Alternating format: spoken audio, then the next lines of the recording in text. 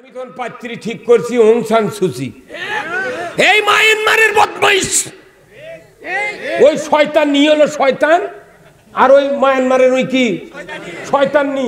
আচ্ছা এই মায়ানমারের ওই শয়তান নি যদি এই আজাদের সাথে বিয়ে দেওয়া হয় কি বানাবে না? হয়তো কবেন তাহলে বিয়ে পড়াবি কে?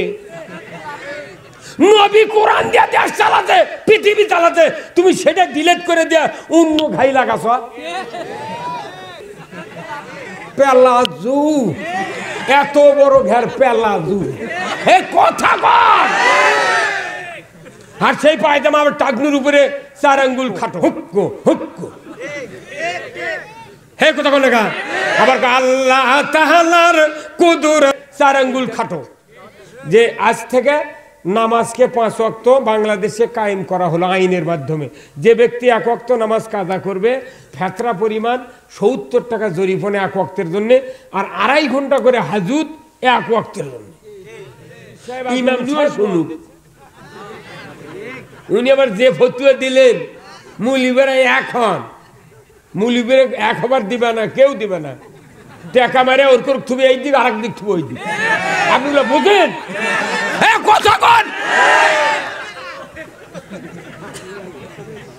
যে দেশ টাকা খাকা পাচ্ছি আছে সেই দেশ দামান দেব এক নাই। 12 বছর সংসার করে স্বামী তালাক করে চলে যাচ্ছে, ওটিটা মুলিবি শিখেছে নাকি?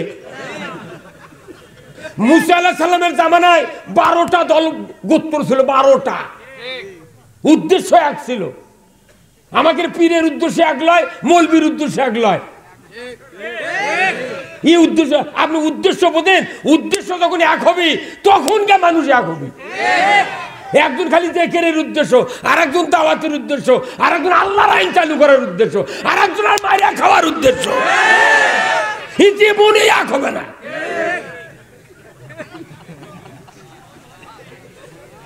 কথা কয় না, মানে কথা কয় না। আরে জোরে কর, ঠিক কিনা?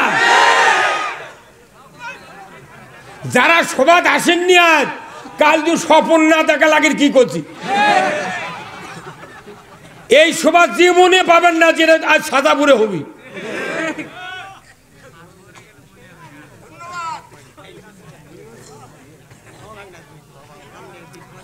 আমার সিনিয়র বক্তা কোনো বগুড়া জেলা, নওগাঁ, রাজশাহী, জয়পুরহাট, আমার সিনিয়র বক্তা নেই। মানুষ ছোট, 41 বছর বক্তৃতার, কয়েক ডজন পীর আমার হাতত মরে গেছে। কমপক্ষে 60 জন বক্তায় হাতত মরে গেছে। ওই বগুড়ার ইব্রাহিম নগরীর নাম শুনছেন? ওনার সাথে বক্তৃতা করতে, আমি ভৈরবী সাহেবের সাথে বক্তৃতা করছি।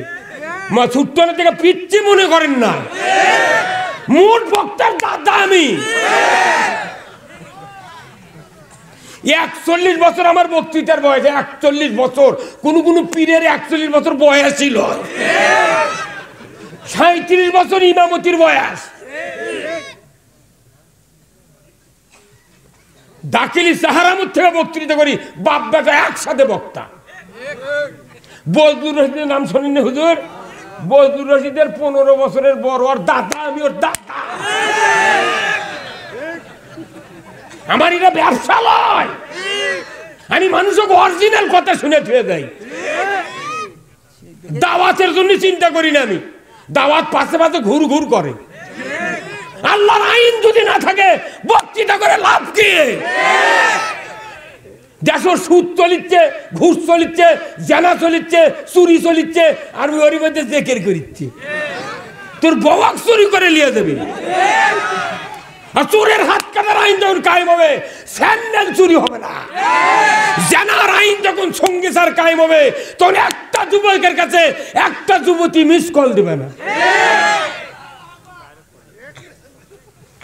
5 মিনিট লাগবে এই দেশ ভালো হতে।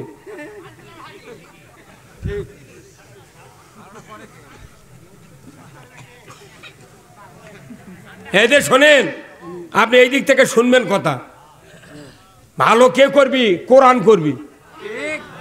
এই কোরআন ভালো করার জন্য পৃথিবী যাচ্ছে, কারু করার অধিকার নেই। কোরআন যা বলবে সেই অনুযায়ী একটা গোলামও যদি ওই সিয়ারত বসে কোরআন দিয়ে চালায়, পৃথিবীতে শান্তি কায়েম হতে বাধ্য। আল্লাহ রসুল বলেন নাই, যে একটা হাফসি গোলামও যদি তোমার আমির হয় তার আনুগত্য করো। আমরা কোথায় আছি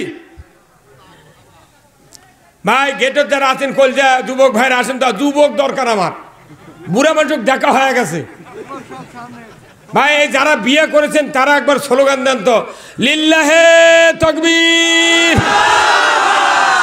এখন যারা বিয়ে করেনি তারা লিল্লাহে তাকবীর।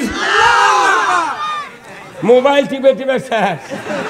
এই কথা কন, আগেকার ছাগল আছিল, আগেকার ছাগলের নজর আছিল নিচের দিকে, আগেকার ছাগল। এখন যে ছাগল এই ধাপের হাড়তে বিক্রি হয়, কিনে নিয়ে যায়, সেই ছাগল গাছ গাছরার।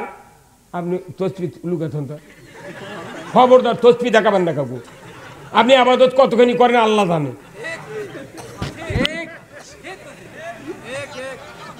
তসবি পরে এখানে ফরজের হুকুম হচ্ছে, কোন নফল চলবে না। কোরআন শোনা ফরজ, তালাবুল ইলমি ফরিদাতুন আলা কুল্লি মুসলিমিন ওয়া মুসলিমাত। আল্লাহু আকবার। প্রত্যেক নর নারীর উপর কোরআনের জ্ঞান শিক্ষা করা ফরজ। রাসূল বলছেন, উতলুবুল ইলমা লাউ কানা ফিস চীন। যদি সুদূর চীন দেশে যাওয়া লাগে, তুমি চীনত যাও, কোরআন শিখে আসো। তুমি চীনত যা দুর্নীতি শিখে আসো, কোরআন শেখো না। কথা বল না গা, এই কোরআন শিখতে হবে। আমি এখানে 2 ঘন্টা লেকচার দেবো, আপনাদেরকে প্রাইভেট পড়াবো, টিউশনি করাবো। আমি আপনাদেরকে ট্যানেল ফুলে বৃত্তি পাওয়ানোর জন্য এখানে আসছি। আমি যে কথা বলবো আপনাকে বুঝে ঠেলে যাবো, আপনি হো হো করে যাবেন তাহলে হবে না। আমার মাথা কোনো ধাক্কা দেবেন না। যদি ঠোকা মারেন তাহলে অন্য দিক চলে যাবি। যা কবেন তারই উত্তর আল্লাহ দিয়ে দিবি। এই কোরআন হলো মহাসমুদ্র। এখনো কোটি কোটি কথা আছে, লক্ষ লক্ষ কথা আছে, হাজার হাজার বাক্য আছে। এই কোরআন শরীফের ভাব অর্থ এখনো হাজার কোটি মানুষ এখনো জানে না। যে দেশে শতকরা 10 জন লোক সূরা ফাতিহার মানে জানে না, সেই দেশে তো আপনি মানুষকে এক করবেন কি দিয়ে? এটি হিদিনাস সিরাতুল মুস্তাকিম, আল্লাহ সরল সঠিক পথে চালিত করো। উনি যাবে আর এক দলত ঘুরিচ্ছে, জিবরাইল ভালো করতে পারবে না। ওই কোরআন পড়লো, নামাজত পড়লো কি আর ঘোরে কার বাসা। ওই সারা জীবন তালবাজি মার্কা দলত ঘুরলো, মরার পর করছে বিসমিল্লাহ ওয়ালা মিল্লাতে রাসূলিল্লাহ। তুই যে দলের সাথে ঘুরুছু ওই দলের সাথে থো। কিন্তু ওই কয়েক আছে বা নবীর দলের থুস, তাতে কোনো ঘাও হবি। অরিজিনাল কথা হবে। আপনাকে এখানে জান্নাতের দরজার কাছে আল্লাহ করে নিয়ে যাব। ইচ্ছা করলে ঢুকতে পারেন, বাড়ি বিলে যাবার পারেন, কোনো টেনশন নেই। আমাকে ফ্রি কথা কয়া কয়া বক্তৃতা করে করে এতই মানুষের তেল পিছলে হতে বুঝছেন। বাংলাদেশে এত বক্তব্য হচ্ছে, ইরির জমি যেরকম পানি বেশি হলে জল ধুতা ধরা, বাংলাদেশের ইমানত এখন জল ধুতা ধরতে। সেই জন্য হাসিনা সরকার সভা অফ করে দেয়, কতরা না সুকান দিত, সুকান দিত। বক্তৃতা কোনো শুরু করি না, আপনার মাথা ঠান্ডা করিচ্ছে আগে। এই কথা কর, আপনার মাথার যদি কোরআন বুঝানোর জন্য জায়গা না বানান যায়। আচ্ছা, এই যে আমার একটা মোবাইল আছে, সবার কাছে মোবাইল আছে, এখানে একটা মেমোরি কার্ড আছে। যদি মেমোরি ফুল থাকে কিছু দিয়ে, আমি যদি আপনার একটা বক্তৃতা সেভ করবে চাই, তাহলে কিছু কাটিয়ে দেওয়া লাগবে। তো সেগুলো কাটিয়ে দিচ্ছি আমি, বলে ডিলেট করে দিয়ে তারপরে আমারটা লোড দেবো। কোনো মন খারাপ করবেন না, খালি আমার কথা বুঝবেন আর শুনবেন। আল্লাহ তাআলা আপনাকে জান্নাতে যাওয়ার পথ দিবে। আমি তো আমার বাপের কথা বলবো না, আমি বলবো কার কথা? কোরআনের কথা। খালি সলিড, কোনো ভেজাল নাই, পাম অয়েল নাই, কোনো সোমে, অরিজিনাল সুপ্রিয় কোরআন যাই বুঝলো না, আল্লাহর কল্যাণ চাই পালো না। আর আমার রসুল বলছেন, আল্লাহ যার কল্যাণ চান তাকে কোরআনের জ্ঞান দেন। এই বাংলাদেশে কতজন মানুষের কোরআনের জ্ঞান আছে? যারাই কোরআনের জ্ঞান বেশি অর্জন করছে তারাই আজ জেলখানা।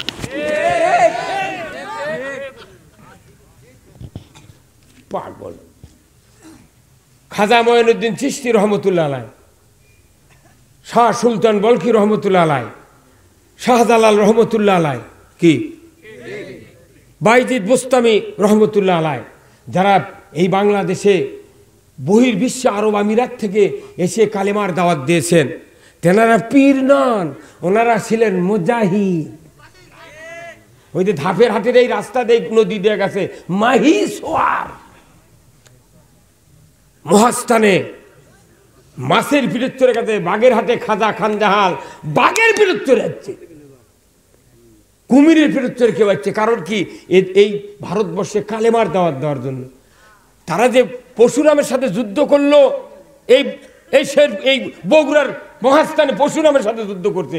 ওই যে জিয়ত কুণ্ডুর মধ্যে ওই যে মানুষ ফেলে দিচ্ছে না, ওই কুয়ার মধ্যে 1976 সনে আমি ওই দাখিলি পরীক্ষা দিবার কুয়ার মধ্যে নামত দেখি, কুয়া তাকে নামিয়ে দেখবো। 1976 সনে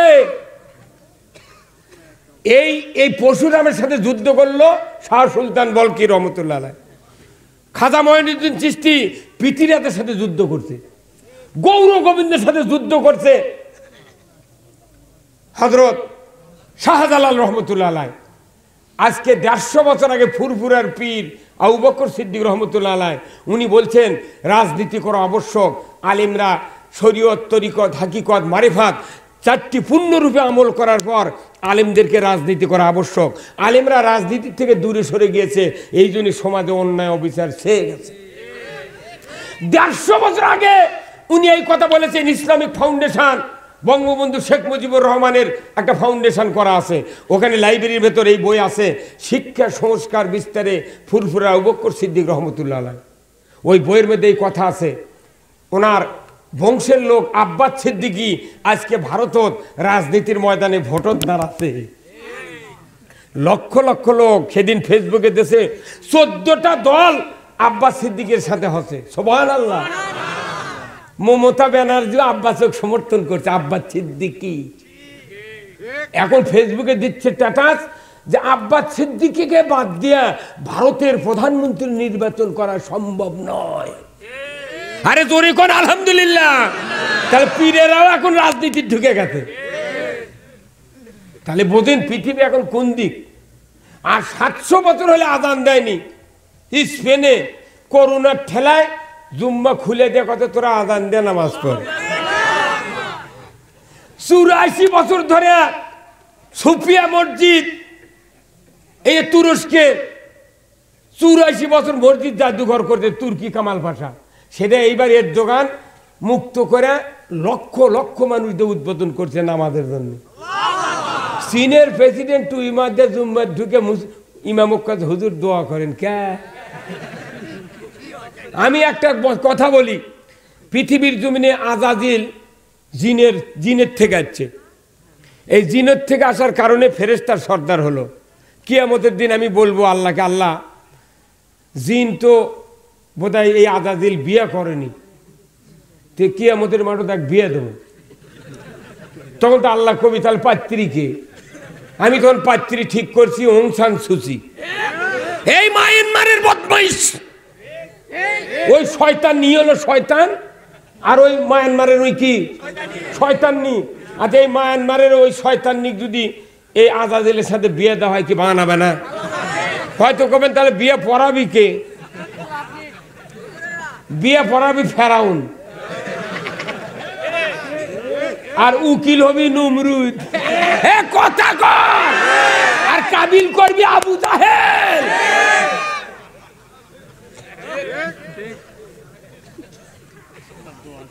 এই পৃথিবী এখন ইসলামের দিকে জাগরণ শুরু হয়ে গেছে। আমরা দোয়া করব, আল্লাহ তুমি এই 20 শতাব্দীর পরে এই পৃথিবীকে করুণা মুক্ত করে আল্লাহর দ্বীনের জন্য কবুল করো। আসুন আমরা যে কথাগুলি বলতেছিলাম, আল্লাহ তাআলা বলছেন যে কোরআন শরীফের ভেতরে একটা সূরা প্রথমেই আছে, সেই সূরাটার নাম সূরাতুল ফাতিহা। এই সূরা না জানে না শোনে এমন লোক পৃথিবীতে খুব কম। এত একটা পরিচিত সূরা। এই বাংলাদেশে একটা মূর্খ মানুষ যদি হজ করবার যায়, তাও সৌদি আরবে যায়, তখন এই কেরাত শোনে ইমামের, তখন মনে মনে কয় বারে সব কথা সৌদি আরবে আরবি দিয়ে, এই ফাতিহাটাই বোধহয় বাংলা দিয়ে কয়। কথা কয় না। তার মানে এটা অনবর্ত শুনিছে, মুখস্থ আছে দেখে কয় এটা বাংলা কি। তাহলে এই সূরা ফাতিহার বক্তব্য হবে, সূরা ফাতিহা দিয়ে বুঝলো না, দুনিয়াতে চলার পথ সে পালো না। আজকে আমাকে সূরা ফাতিহার ঘাটতি, যার কারণে হাজারো বক্তৃতা করে আমরা বুঝতে পারতেছি না। আল্লাহ রাব্বুল আলামিন দুনিয়ার মানুষগুলিকে জান্নাতে ঢুকানোর জন্য আজ থেকে ১৫০০ বছর আগে মক্কার জমিনে একজন সিলেকশন করলেন, আমি একজন প্রতিনিধি পাঠাবো, তার নাম হলো মুহাম্মদুর রাসূলুল্লাহ। ১৫০০ বছর আগে আল্লাহর নবীকে মা আমিনার গর্ভে আব্দুল্লাহ রৌরসে মক্কাতে জন্ম দিলেন। এক এক করে ৪০টি বছর গুজরায় গেল, ৪০ বছর পূর্তি হয় নাই। ৩৯ বছর ১১ মাস ২৯ দিন পর্যন্ত মুহাম্মদ সাল্লাল্লাহু আলাইহি সাল্লাম তামাম মক্কার আরবের লোকদেরকে মূর্তি পূজা, শিরক, বিদআত, অশ্লীলতা, সুদ, ঘুষ, ছিনতাই, রাহাজানি, মারামারি, হানাহানি, যত রকমের অপকর্ম ছিল এর থেকে বিরত রাখার জন্য প্রাণান্তকর চেষ্টা করলেন। ৩৯ বছর ১১ মাস ২৯ দিন পর্যন্ত কিন্তু কোনো সুরাহা পেল না। কি ৩৯ বছর ১১ মাস ২৯ দিন পর্যন্ত কোনো কাজে আসলো না, কারণ রসুল নিজে চিন্তা করছেন। কিন্তু আল্লাহ গভীর রাত্রিতে ২৭শে রমজান ৪০ বছর পূর্তি উনি ধ্যান করছেন গারে সুরে। হিজরতের রাত্রিতে গারে সুরে থাকলেন ৩ দিন, আর হীরা গুহা জাবালে নূরে উনি ধ্যান করতেছিলেন সমাজের এই বেধি নিয়া। কিন্তু হঠাৎ করে যখন ৪০ বছর পূর্তি হয়ে গেল, রাত ১২টার সময়, কথা ঠিক কিনা, যতগুলা মোবাইল আছে এই মোবাইলের তারিখ পরিবর্তন হয় ১২টার পর। এই কতক্ষণ দেখা আজকে সভা করতেছি আমরা ২৪ তারিখ, রাত ১২টার পর ২৫ পড়বে। তাহলে কেউ যদি ২৪ তারিখে সভা শুরু করে ২টার সময় যদি সভা শেষ করে, তাহলে একই বসায় ২ দিন কেটে যায়। আমার ভাইয়েরা, ৪০ পূর্তি হয়ে গেল, আল্লাহর নবীকে নবুয়ত দিবেন, চলে গেলেন ফেরেশতা জিবরাইল। রসুল বললেন, রসুলের সামনে গিয়ে জিবরাইল সালাম বললেন, মুহাম্মদ ইকরা বিইসমি রাব্বিকাল্লাযী খলাক। হে মুহাম্মদ, আপনি তেলাওয়াত করুন, পড়ুন। কি পড়ব? আপনি পড়ুন সৃষ্টিকর্তার নামে, যিনি হলেন আপনার রব। জোরে কোন মারহাবা। রবের নামে পড়ুন। রসুল বললেন, আমি তো পড়তে পারি না, আমি উম্মি, আনা উম্মি, পড়তে পারি না। আবার বললেন, ইকরা বিইসমি রাব্বিকাল্লাযী খলাক। উনি বললেন, পড়তে পারি না। আবার জিবরাইল সালাম বললেন, ইকরা বিইসমি রাব্বিকাল্লাযী খলাক। রসুল বললেন, পড়তে পারি না, আমি উম্মি। আমার নবীকে বারবার চাপ দেওয়ার কারণে আল্লাহ আরশে আজিম থেকে অস্থির হয়ে যাচ্ছেন। জিবরাইল, তুমি বারবার আমার নবীকে কষ্ট দিচ্ছ। হ্যাঁ জিবরাইল, মুহূর্ত কাল আর তুমি জিজ্ঞাসা করবে না, তুমি তাড়াতাড়ি করে আমার হাবিবের বুকের সাথে তোমার বুকটা জড়িয়ে ধরো।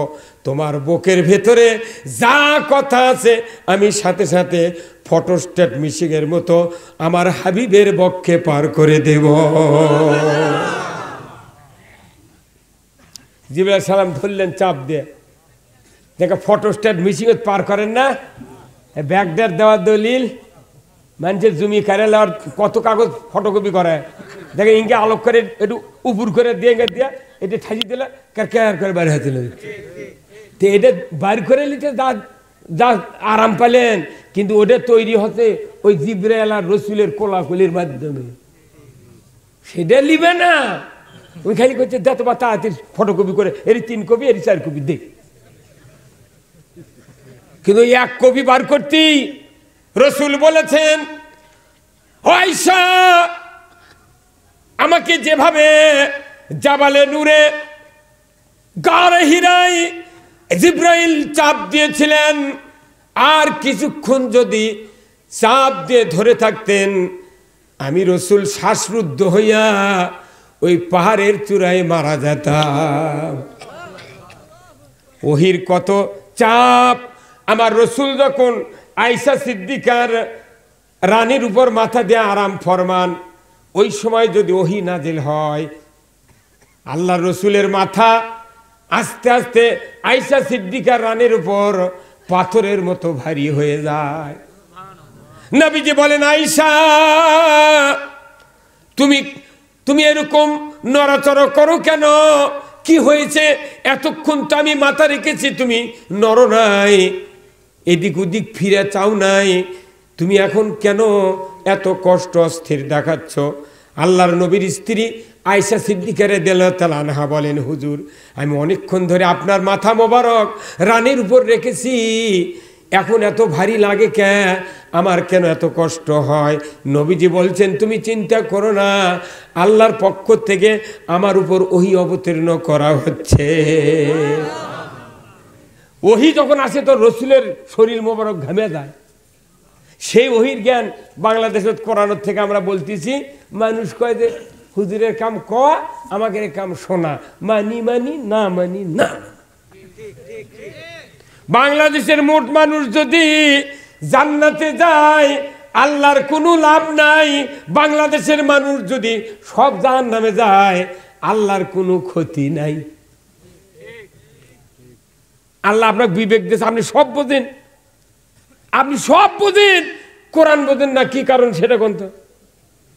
আচ্ছা কোন তো আজ থেকে আপনাকে ধাপের হাটত কোনো তোরা জাল পাওয়া যায়? এই জোয়াল মাটা ইটা উঠে দিয়ে আশেপাশে মামুদপুর দিয়ে এই দিক দিয়ে প্রায় মিয়া মানুষ জাল বুনে হুজুর, খালি ইনকে ঘুরছে।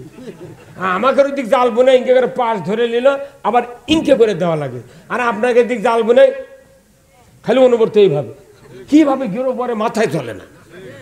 আচ্ছা কোন আজ থেকে কমপক্ষে কি 200 বছর আগে থেকে তোরা জাল তো আর হয়নি? কথা কোন টাকা কয়শো বছর আগে? 200 বছর। আচ্ছা 200 বছর আগে যে জাল প্রথম বানাছে, ওই জালত কাঠি গাঁথে লিয়া, কান পাশ বান্ধে লিয়া, দাউনে কাঠির মধ্যে দিয়ে ঢুকে লিয়া, তারপরে 15-2 হাত জাল দুমরে, আধ হাতে এক হাত 6 হাতে ঘাই বানানি, ঘাই কি? আচ্ছা এখন যদি কেউ জাল দিয়ে মাছ মারবার চায়, সে ঘাই ছাড়া জালত মাছ উঠবে? তাহলে 200 বছর আগে তোরা জালের ঘাই আছিল, এখনকার জালত কি এটা আবার? এইটা পরিবর্তন হয় না? 6,500 বছর আগে ইব্রাহিম আলাইহিস সালাম কুরবানি করছে, ওই মিনা বাজারে ইসমাইল আলাইহিস সালামও কুরবানি না হয় দুমবার গলার ছুরি বাজাতে, গলার কথা এখানে শ্বাস নালি কুরবানি। আমরা 6,500 বছর আগে শুনেছি, ইতিহাসে কোরআনে দেখছি যে ইব্রাহিম আলাইহিস সালাম ইসমাইলের গন্ড দেশে ছুরি চালাছে, কোথায় এখানে। 6,500 বছর আগে কুরবানি নিয়ম গেছে, মিল্লাতা আবিকুম ইব্রাহিম হুয়া সাম্মাকুমুল। তো ওখানে আমরা 6,500 বছরের ইতিহাস দেখলে দেখি যে কুরবানি জব হচ্ছে গলার। আচ্ছা এখন এসে কি ঘাড়ত জব করে কে? হ্যাঁ কি সাইজ দেখছেন নবী? তো এই আজ থেকে 1,500 বছর, 6,500 বছর কথা, আজ থেকে 1,500 বছর আগে রসুলুল্লাহ কোরআন দিয়ে মদিনায় 12.5 লক্ষ বর্গ মাইল শাসন করছে। 6,500 বছরের কুরবানি গলার জব করা মানেন, আর 1,500 বছর আগে আমার নবী আপনার নবী কোরআন দিয়ে পৃথিবী চালাছে, সেটা মানেন না? কয় না, কথা কয় না। এই কত ঘন্টা কাঁপলে, এই নাচা কত ঘন্টা কাঁপলে এখন?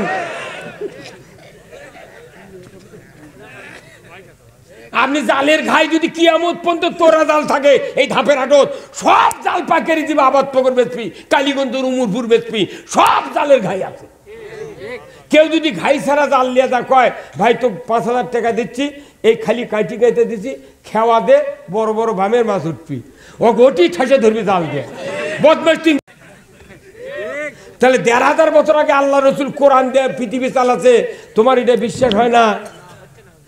তুমি জালের ঘাই খুলে দিয়ে কত কাটি কাটলে মাছ ওঠে, কথা কয় না রে? নবী কোরআন দিয়ে দেশ চালাতে, পৃথিবী চালাতে, তুমি সেটা ডিলিট করে দিয়ে অন্য ঘাই লাগাছ।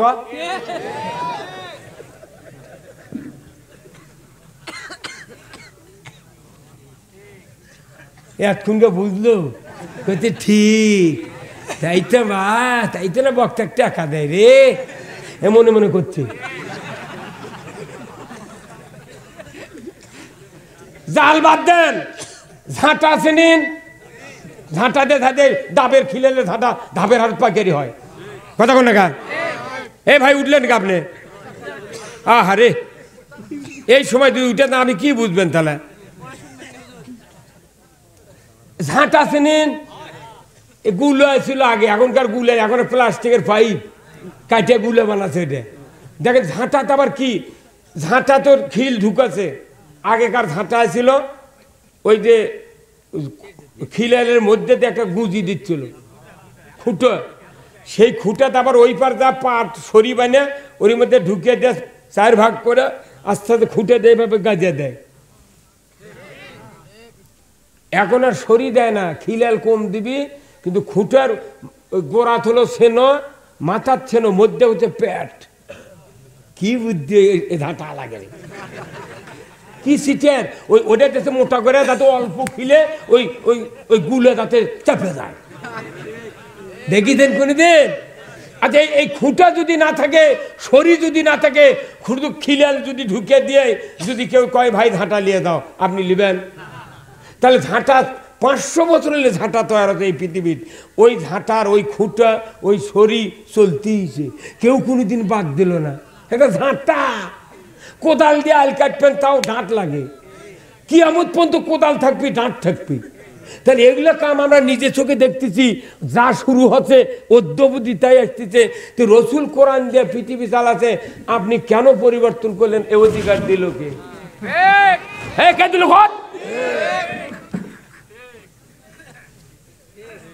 কোরআন যদি না থাকে আপনার আমার ঈমান টিকবে না। বক্তৃতা দিয়ে কোনো কাজ হচ্ছে না। এই কথাগুলি বুঝানোর জন্য প্রথম আয়াত নাযিল হচ্ছে 5টা সূরা আলাকের, তারই 1 নম্বর আয়াত হলো ইকরা বিইসমি রাব্বিকাল্লাযী খলাক। পড়ুন হে রাসূল, আপনি পড়ুন সৃষ্টিকর্তা রবের নামে। জীবনে জিবরাইল লোক দেখেনি আল্লাহ রসুল, ওই দিন দেখে গাও জ্বর উঠে গেছে যে কি এটা, সুবহানাল্লাহ। এটা গেল প্রথম পর্যায়ের ওহীর শুরু। দ্বিতীয় পর্যায়ে নাযিল হলো সূরা মুদ্দাসসির। আল্লাহ বললেন, এই জিবরাইল আমার হাবিবকে বলো কি, ইয়া আইয়ুহাল মুদ্দাসসির কুম ফাআনজির। হে কম্বল আচ্ছাদিত ব্যক্তি, আপনাকে কম্বল মুড়ি দিয়া শুয়ে থাকার জন্য দুনিয়ায় পাঠানো হয় নাই। আপনি পৃথিবীর জমিনে যান, কুম, আপনি কম্বল থেকে উঠুন, কুম মানে উঠুন, মানুষগুলিকে সাবধান করুন। রসুলের মূলত পুরা কোরআন দেওয়ার উদ্দেশ্য, রসুলের কাছে আল্লাহর উদ্দেশ্য হলো আপনি পৃথিবীর জমিনে গিয়ে মানুষকে শুধু সাবধান করবেন। আজকের পৃথিবীতে যারাই মানুষকে সাবধান করতে লাগে তার সাথে দুশ্মনী করে, কথা কর। আর যারা যারা মানুষকে ক্ষতির দিকে নিয়ে যায় কই মরদ বেটা ছিল কি। এই যে ডক্টর ইউনূস সুদে করে টাকা লেগে বাংলাদেশে প্রায় 10 কোটি মানুষ জাহান্নামে দিচ্ছে, সুদের কিস্তি। ও কি আবার নোবেল পুরস্কার দিতে মানছে, কি মরদ ইয়ার রে। আর আমরা কোরআন শরীফ কয়ে কয়ে মরে যায়, মরার আগে তার জেলে দুটো পচা লাগে, কথা কয় না রে বা। তাহলে অন্যায় করলে নোবেল পুরস্কার, ন্যায় অন্যায় করলে শাস্তি। অথচ আল্লাহ বললেন কুম ফানজির, উঠুন, আপনি মানুষদেরকে সাবধান করুন। পর্দা করতে হবে, বেপর্দা করা যাবে না। লুঙ্গি টাকনুর উপরে পরা লাগবে, পুরুষের প্যান্ট ঢাকনুর উপরে থাকবে, মহিলার পায়ের পাতা পর্যন্ত থাকবে। এগুলো সাবধান বাণী। আর আজকে সাবধান করতে করতে মিয়া মানুষের এখন পায়ে দেওয়া হচ্ছে প্যালাজু। প্যালাজু, এত বড় ঘের প্যালাজু, এ কথা বল। আর সেই পায়জামা আবার টাকনুর উপরে 4 আঙ্গুল খাটো, পাও যার আগে পায়জামা যায়। এটাই তো সাবধান, কথা কন না কে? এই যে হুজুরে বলছি যে আমার সদ্য হুজুর পীর সাহেব কেবলা আজকে 30 বছর আগে কোনো মিডিয়া দেখা যায়নি যে মহিলার বল খেলা। আমার স্ত্রী ব্যাগে থবো, দ্বিতীয় বক্তা যিনি ছিলেন তার স্ত্রী সেন্টারে থবো। এই দুটা বক্তার বউ যদি খালি ফিল্টার হুস পাওয়ার দেয়, ভোট পাওয়ার দেয় নামে ফেসবুকে আপনারা স্ট্যাটাস দেখবেন, এদের বক্তৃতা শয়তানও না শোনে। তাহলে আমাদের জন্য হারাম, আপনাদের জন্য জায়েজ কোনটি আছে? কল দে পুরুষ প্লেয়ার বল মারলে বল কোন দিক দিয়ে গোল হলো এটা দেখে, আর মহিলা প্লেয়ার বল মারলে বল যায় যাবি যাক, কিন্তু ও কি দেখে? কথা বল। পুরুষ বল খেললে 1 বলের খেলা, মহিলার বল খেললে 3 বলের খেলা। কোথায় মুসলমান? কি বেজার হচ্ছে নাকি? বেজার হচ্ছে? এই পেছনের লোক আপনারা কি করেন? বেজার নাকি?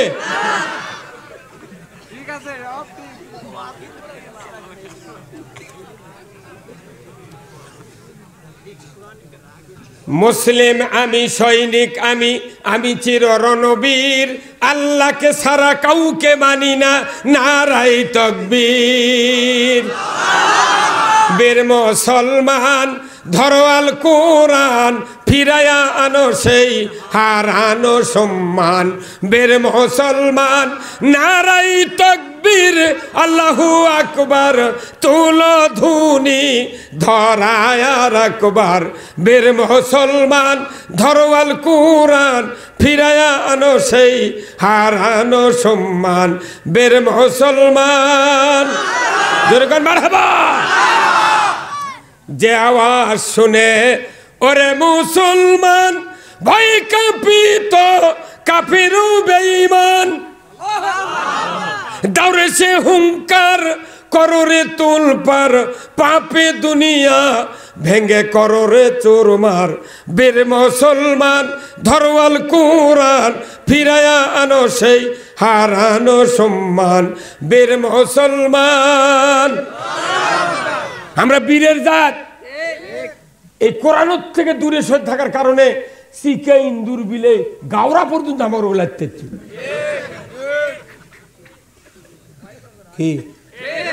সাহস কিরে। কোরআনের সাথে মার্কিন থাকলে চুমা খায়, কোরআনের সাথে মার্কিন থাকে তাও চুমা খায়। আর এই কোরআন যার পেটের মধ্যে আছে, যার মুখত আছে, কলজাত আছে, যার বক্তব্য আছে কোরআন, তার দুনিয়ার টাকা নেই। তার মানে কি? এই কোরআনের আসল রূপ আমার বয়স থেকে কম হলো না। আমি দেখেছি আমের গাছ আগে মানুষ আঁটি লাগাছে, কত গাছ 500 উঠিছে, ওটা এসে লাগে টোপাতে মানুষ 7 বছর ওয়েট করে ওগুলো ওই টক আম, ওই আঁটি ছোট ছোট আম, ওগুলোরই গাছত ধরে আম খাচ্ছে, পাউসের গুড়ি তুলে নিয়েছে। কথা কোন জায়গায়? আচ্ছা, ও এখন ওই টক আম, ওগুলা পিছলা আম, ওগুলা একটা আমের মুখের কাছে এক স্বাদ, পাশাত গেলে টক, মধ্যে আনা ভালো, ভেতরে খালি আঁশ। এইভাবে আমার খায় না, এখন করছে না। তোমার গাছের কাণ্ড থাকবি টক, টক থাকবি কাণ্ড।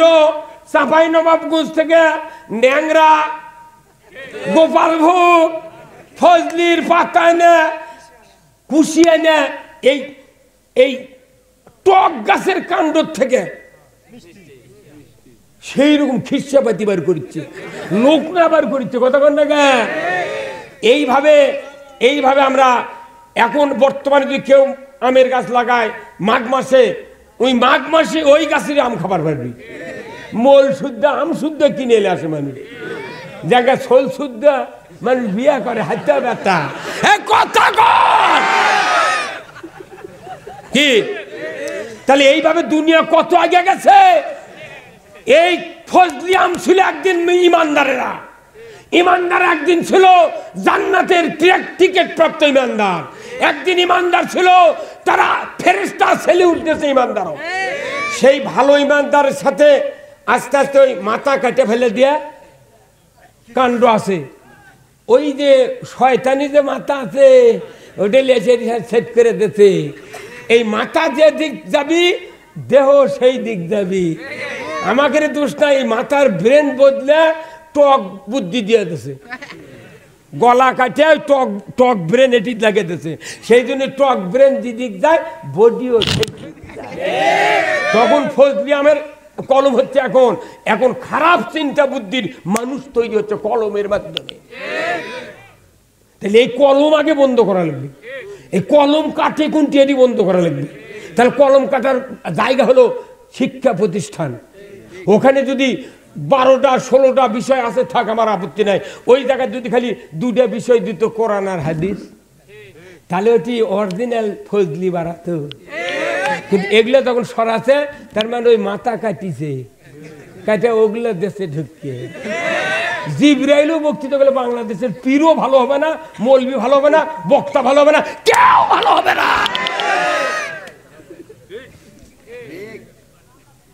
কি ব্যাপার হচ্ছেন আপনি? তাহলে রসুলের কাছে 2 পর্যায়ে ওহী আসলো। প্রথমে একটা আসলো পড়ুন, কি পড়বে? এই যে কোরআনের যে আয়াত নাযিল হচ্ছে, কয়টা? 5টা। তারপরে লাস্টে 7টা আয়াত আসলো সূরা মুদ্দাসসিরের। তারই প্রথমেই হলো কুম ফানজির, উঠুন, আপনাকে শুয়ে থাকার জন্য বানানো হয় নাই, আপনি মানুষগুলিকে সাবধান করুন। কারণ এই মানুষগুলি যেভাবে চলছে এইভাবে আপনি অনেক চেষ্টা করেছেন পরিবর্তনের জন্য, কিন্তু আপনার বুদ্ধিতে হবে না। এখন আমি কর্মসূচি দিচ্ছি, আমার বুদ্ধি যদি কাজে লাগান, যে মক্কাতে কাফের মুশরিক বেদিন ভরে গেছে ওই মক্কা একদিন খায়রুল কুরুন। এই জোরে কাল্লা দোকান কে আপনি? হ্যাঁ জোরে কোন কি? এই যে ইমামরা যারা আছেন, আমার সামনে অনেক ইমাম আছে আমি দেখতে পাচ্ছি, আপনি কাল্লা ঝোঁকাবেন না, পারলে মুখ দিয়ে কথা কবেন। কাল্লা ঝোঁকানোর লক্ষণ ভালো নয়। হয়তো ওর পাশে মুক্তাদি বসে আছে, যদি কয়েকের হুজুর তুই কথা কইলি তোকে আর ইমামতি দেবো না। হ্যাঁ কথা কন। আজ থেকে পাকিস্তান আমলে ওই গরুর ঘানে ছিল, হুজুর দেখেন নে, সরষে ভাঙাচ্ছিল, তো একটা যুবক 10 কেজি সরষে লাই ঘান ভাঙাবার গেছে। তখন যা দেখে মুরব্বী বাইরে এই বাঁশের বাতাসা দিচ্ছে, কোথায় চাচা আপনার ঘান কোথায়? ঘরের মধ্যে। বাবা তো ঘরের মধ্যে যা দেখে যে গরুর চোখত ইঙ্গা চামড়ার কাটিয়া 2টা ব্যারিকেড দিচ্ছে, এইভাবে ডানিয়ে বাড়ে দেখে না, খালি সামনে দেখে, আর গলা আছে ঘন্টা। এখন যুবক এসে বলতেছে, চাচা তে গরুর চোখতকে চামড়ার ব্যারিকেড আর গলাতকে ঘন্টা। করছে বাবা আমি একা মানুষ, সোলপোল কেউ নাই, আমি 10 কেজি সরষে ঘানে তুলে দিয়ে গরুর পাশে ঘুরতে ঘুরতে 2-3টা বাড়ি ফাঁসার দিয়ে একদিক দিয়ে বাইরে আছি, গরু মনে করে যে মালিক বোধহয় পাশে আসি, কারণ ওই তো দেখতে পেল না ঘাটা, আমার মালিক গেল কি গেল না তো জোবাচ্ছে না।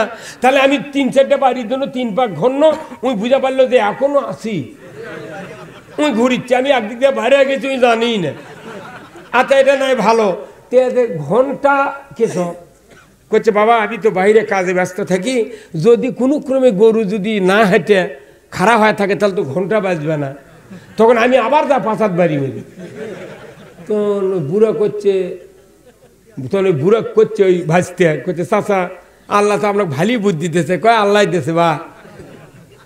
তখন ওই চ্যাংরা করছে, চাচা আপনি গরু হাঁটলে ঘন্টা বাজে এটা বুঝবার পান, তো গরু যদি না হেঁটে ওই দাঁড়িয়ে থেকে যদি কাল্লা লড়ায় আপনি ক্যাঙ্কা করে বুঝবেন ওই হাঁটিচ্ছে না। এ কথা কর। তখন ওই বুড়া করছে, ভাইস্তে তোমার লেখাপড়া আছে? করছে এইবারই ইন্টারমিডিয়েট পাস করছি। তুমি না আইএ পাস করে এই বুদ্ধি পাস, আমার গরু তার বিয়ে পাস নয়, যে না হাঁটে দাঁড়িয়ে থেকে লড়াবি কাল্লা। কথা কর না কেন? এই যে যারা কথা কোরআনের পক্ষে জবাব দেয় না, ফিডব্যাক রিপ্লাই দেয় না, এরা কাল্লা ঝোঁকাই করে, ওই সরষে মারা গরু। কথা কর। মসজিদে দেখবেন ইমাম বক্তৃতা দেয়, অনেক মুসল্লি নিসমুখ কাল্লা দিয়ে বসে থাকে, ই বোবা শয়তান, ই মনে মনে কয় তুই যা করতু তার থেকে বেশি জানি। ইমাম আলিম ওলামা যখন কোরআনের পক্ষে ফিডব্যাক রিপ্লাই সাপোর্ট চাবে, দিল উদর করে উত্তর দিবেন, আল্লাহ আপনার গুনাহ মাফ করে দিবে। কারণ আল্লাহ বুঝবে এই লোকটা আমার সুবহানাল্লাহ। আরে একটা ছোট্ট নেতাকে যদি বলা হয় অমুক নেতা এগিয়ে চলো, আমরা আছি তোমার আগে পাশে, ওই নেতা তখন গলা খাগার দেয়, তোর ভোট চাই না, তুই ইনকে খালি স্লোগান দেব মানুষের মধ্যে। হ্যাঁ কথা কর, আপনি আল্লাহর পক্ষে কথা কবেন না, আল্লাহ সোকানের কারণ কি, মুখ যখন প্যারালাইসিস আটকে দেবি তখন হ্যাঁ কি যুবক ভাই ভাই, যুবকের আমার পার্টি বেটা ছেলের মতো আল্লাহর কথা শুনে উত্তর দিবেন, এই জান্নাতের বাগানে আপনার গুনাহ মাফ হয়ে যাবে। কি বেজার হচ্ছেন? তাহলে আমি কথা শুনবো আল্লাহর, উত্তর দেবো আল্লাহর হয়ে। এই জবান দিয়ে যদি আল্লাহ খুশি করতে কেউ না পারে, ইবাদত দিয়ে খুশি করতে পারিবেন না। আল্লাহ খুশি করতে গেলে যেরকম নেতা খুশি করতে, মনে করেন এই মুরব্বী আমার বিশাল নেতা, ধরেন আমি 10-12 জন কর্মী আছে, এই মুরব্বীর 2 গাঁও মানে পিঠত 10 জনের 20 হাত দেখালি গেলারিচ্ছি, নেতারে কল যে 5 মিনিট লাগলেই এই মুরব্বী খেপে দেবি। কতিকার তোরা গাওলারিস মানে কত না আপনার খুশি করিচ্ছি, তুই গাওলারে তুই খুশি করবি কে? তুই মুখ দিয়ে কিছু কথা কর। যদি বেশি জোর করে আরো লারে 2 চর মারবি 2 জনা, কি হুজুর তাই না? কিন্তু আর আল্লাহকে যদি কেউ খুশি করতে চায়, আগে জবান দেখেন না, নামাজত দাঁড়াচ্ছেন একবারে, এইবারে হাত তুলছেন, তোলার পর আল্লাহু আকবার, আগে কিসের শক্তি? আগে মুখ দিয়ে আল্লাহ খুশি করলেন, তারপরে হাত বাঁধলেন। তে সবার আপনি নামাজ পড়েন বোঝেন না, আল্লাহর নাম উচ্চারণ করলে আল্লাহ খুশি হয়। আল্লাহর রসুল বলছেন আহাব্বুল কালামে ইলাল্লাহি আরবা, আমার আল্লাহ রসুল বলছেন 4টি কথা আল্লাহর কাছে সবচেয়ে প্রিয়। 1 নম্বর হলো সুবহানাল্লাহ, 2 নম্বর আলহামদুলিল্লাহ, তারপর 3 নম্বর লা। আল্লাহ রসুলের কর্মসূচি নাই বাপরে, এই 88টা জিকির করে হুক্কু হুক্কু হুক্কু, হে কথা বলে গা। আবার আল্লাহ তাআলার কুদরতের খেলা কেউ বোঝে কেউ বোঝে না। তোর কি করছিস তুই? এ কথা কর, সব জানি, সব হবে এটি আজ। হে কথা কর, সব হবে এটি। আমার ভাইরা, আল্লাহর নবী বললেন আমাকে মানুষকে সাবধান করার জন্য প্রেরণ করা হয়েছে। আল্লাহ রসুল যদি শুধু সাবধান বাণী যদি প্রচার করে যেতেন, বড় বড় পাহাড়ের চূড়ায় উঠে নবীজি যদি কোরআনের বক্তৃতা দিতেন, হাদিসের বক্তৃতা দিতেন, আল্লাহর পক্ষ থেকে এটা সন্তুষ্টির বার্তা আসতো না। কারণ রসুল আপনাকে বক্তব্য দেওয়ার জন্য পাঠায় নাই, যে বক্তৃতা দিবেন এটা আপনাকে কার্যকরী ভূমিকা বাস্তবে কায়েম করার জন্য আপনাকে পাঠিয়ে দিয়েছি, আপনাকে খেলাফত দিয়েছি। কোনো পীর যদি মারা যায়, মারা যাওয়ার একটু আগে মুরিদদের ভেতর থেকে কাউকে খেলাফত দেয়া দেয়, ধরে বলুন ঠিক কিনা? কি দেয়? কয় না ওটা অমুক পীরের খলিফা, হুজুর কয় না অমুক কাদরিয়া তরিকার পীর অমুকের খলিফা। তাহলে পীর মরার আগে অবশ্যই একটা জাকেরও খলিফা বানিয়ে দিয়ে যায়। আল্লাহ কোরআনে বলেছেন যে সমস্ত নবী রসুল খলিফাতুল্লাহ, তারা হলো আল্লাহর খলিফা। আর এই খলিফাগুলিকে আল্লাহ তাআলা বিভিন্ন যুগে যুগে সহিফা কিতাব দিয়ে খেলাফত দিয়েছেন। আমাকে নবী কোরআন দিয়ে খেলাফত দিয়েছেন। আর প্রথম কি দায়িত্ব দিয়েছেন? এই খেলাফতের যে দায়িত্ব, যে আয়াত, সেটা কোরআন শরীফে 28 পারা সূরা সফের 8 নম্বর 9 নম্বর আয়াত থেকে খেলাফত দিয়েছেন। আল্লাহ কোরআনে বলছেন হুয়াল্লাযী আরসালা রাসূলাহু বিল হুদা ওয়া দীনিল হক লিইয়ুযহিরাহু আলাদ-দীনি কুল্লিহি ওয়ালাউ কারিহাল মুশরিকুন। আমার আল্লাহ বলেছেন আমি সেই সত্তা, তিনি তার রসুলকে প্রেরণ করেছি সত্য হাদাত দিয়া, দিন দিয়া, জীবন ব্যবস্থা দিয়া তামাম পৃথিবীতে যত মানুষের তৈরি করা মতবাদ, আদর্শ, নিয়ম নীতি, যত রকমের কানুন আছে, এইগুলিকে উৎখাত করে দেয়া একমাত্র আমি আল্লাহ আমার জীবন ব্যবস্থা ইসলামকে বিজয় করবেন। এতে করে কাফের মুশরিক বেদিনের কলিজায় যত জ্বালা যন্ত্রণা হোক না কেন আপনি রসুল পরোয়া করবেন না, ড্যাম কেয়ার, আপনি নির্দ্বিধায় এই সংগ্রাম চালিয়ে যাবেন। তাতে করে যত সহযোগিতা, তাতে যদি আপনার জীবন চলে যায়, হাত চলে যায়, পা চলে যায়, আপনার পরোয়া নাই, কারণ আমি আল্লাহ আপনার সাথে আছি। আল্লাহ রসুল এই কথা দিয়া খেলাফত দিয়ে গেলেন। আল্লাহ রসুলের মিশন হলো পৃথিবীর জমিনে আল্লাহর আইন চালু করা। কি কার আইন? আল্লাহর আইন চালু করলে চুরি থাকবে না, জেনা থাকবে না, সুদ থাকবে না, অন্যায় থাকবে না, কথা বল না কেন? কিন্তু দীর্ঘদিন হলে এই কাজ না থেকে, মনে করেন একটা জমি যদি আপনি 10 বছর আবাদ করেন, কোনো ঘাস না তোলেন, দেখবেন যে ঘাস নাই, ওর ধান নাই, খালি ঘাসই। এই পৃথিবী তো নিরাচ্ছে না কেউ, কথা কন না কেন? এই পৃথিবী তো নিরাল লাগবি, কেউ নিরাচ্ছে না, খালি আবাদ করছে, কথা কয় না? আর এই যে বছর অন্তর এসে আমরা ইনকে ইউরিয়া দিয়ে যাচ্ছি, কথা কয় না বারে? এই বাংলাদেশের এগুলো বক্তৃতাতে ইউরিয়া দেওয়া ঘাসের মধ্যে, সুদ ওটি আছে, বেপর্দা ওটি আছে, বল খেলা ওটি আছে, চুরি জানা মিসকর্ম ওটি আছে, তার মধ্যে বছর অন্তর সার দিচ্ছি। মৌলবি বাড়ির না যাচ্ছি, আবার ঘাস দমদম করে উঠছে, কথা কয় না? আপনি আলুর গাছ লাগান, এই দিকটা আলুর রাজা আপনারা। এই জোয়াল মাথার মাথা কুড়ির মধ্যে আলু লাগাচ্ছে, জোয়াল মাথা, হে কথা কয়?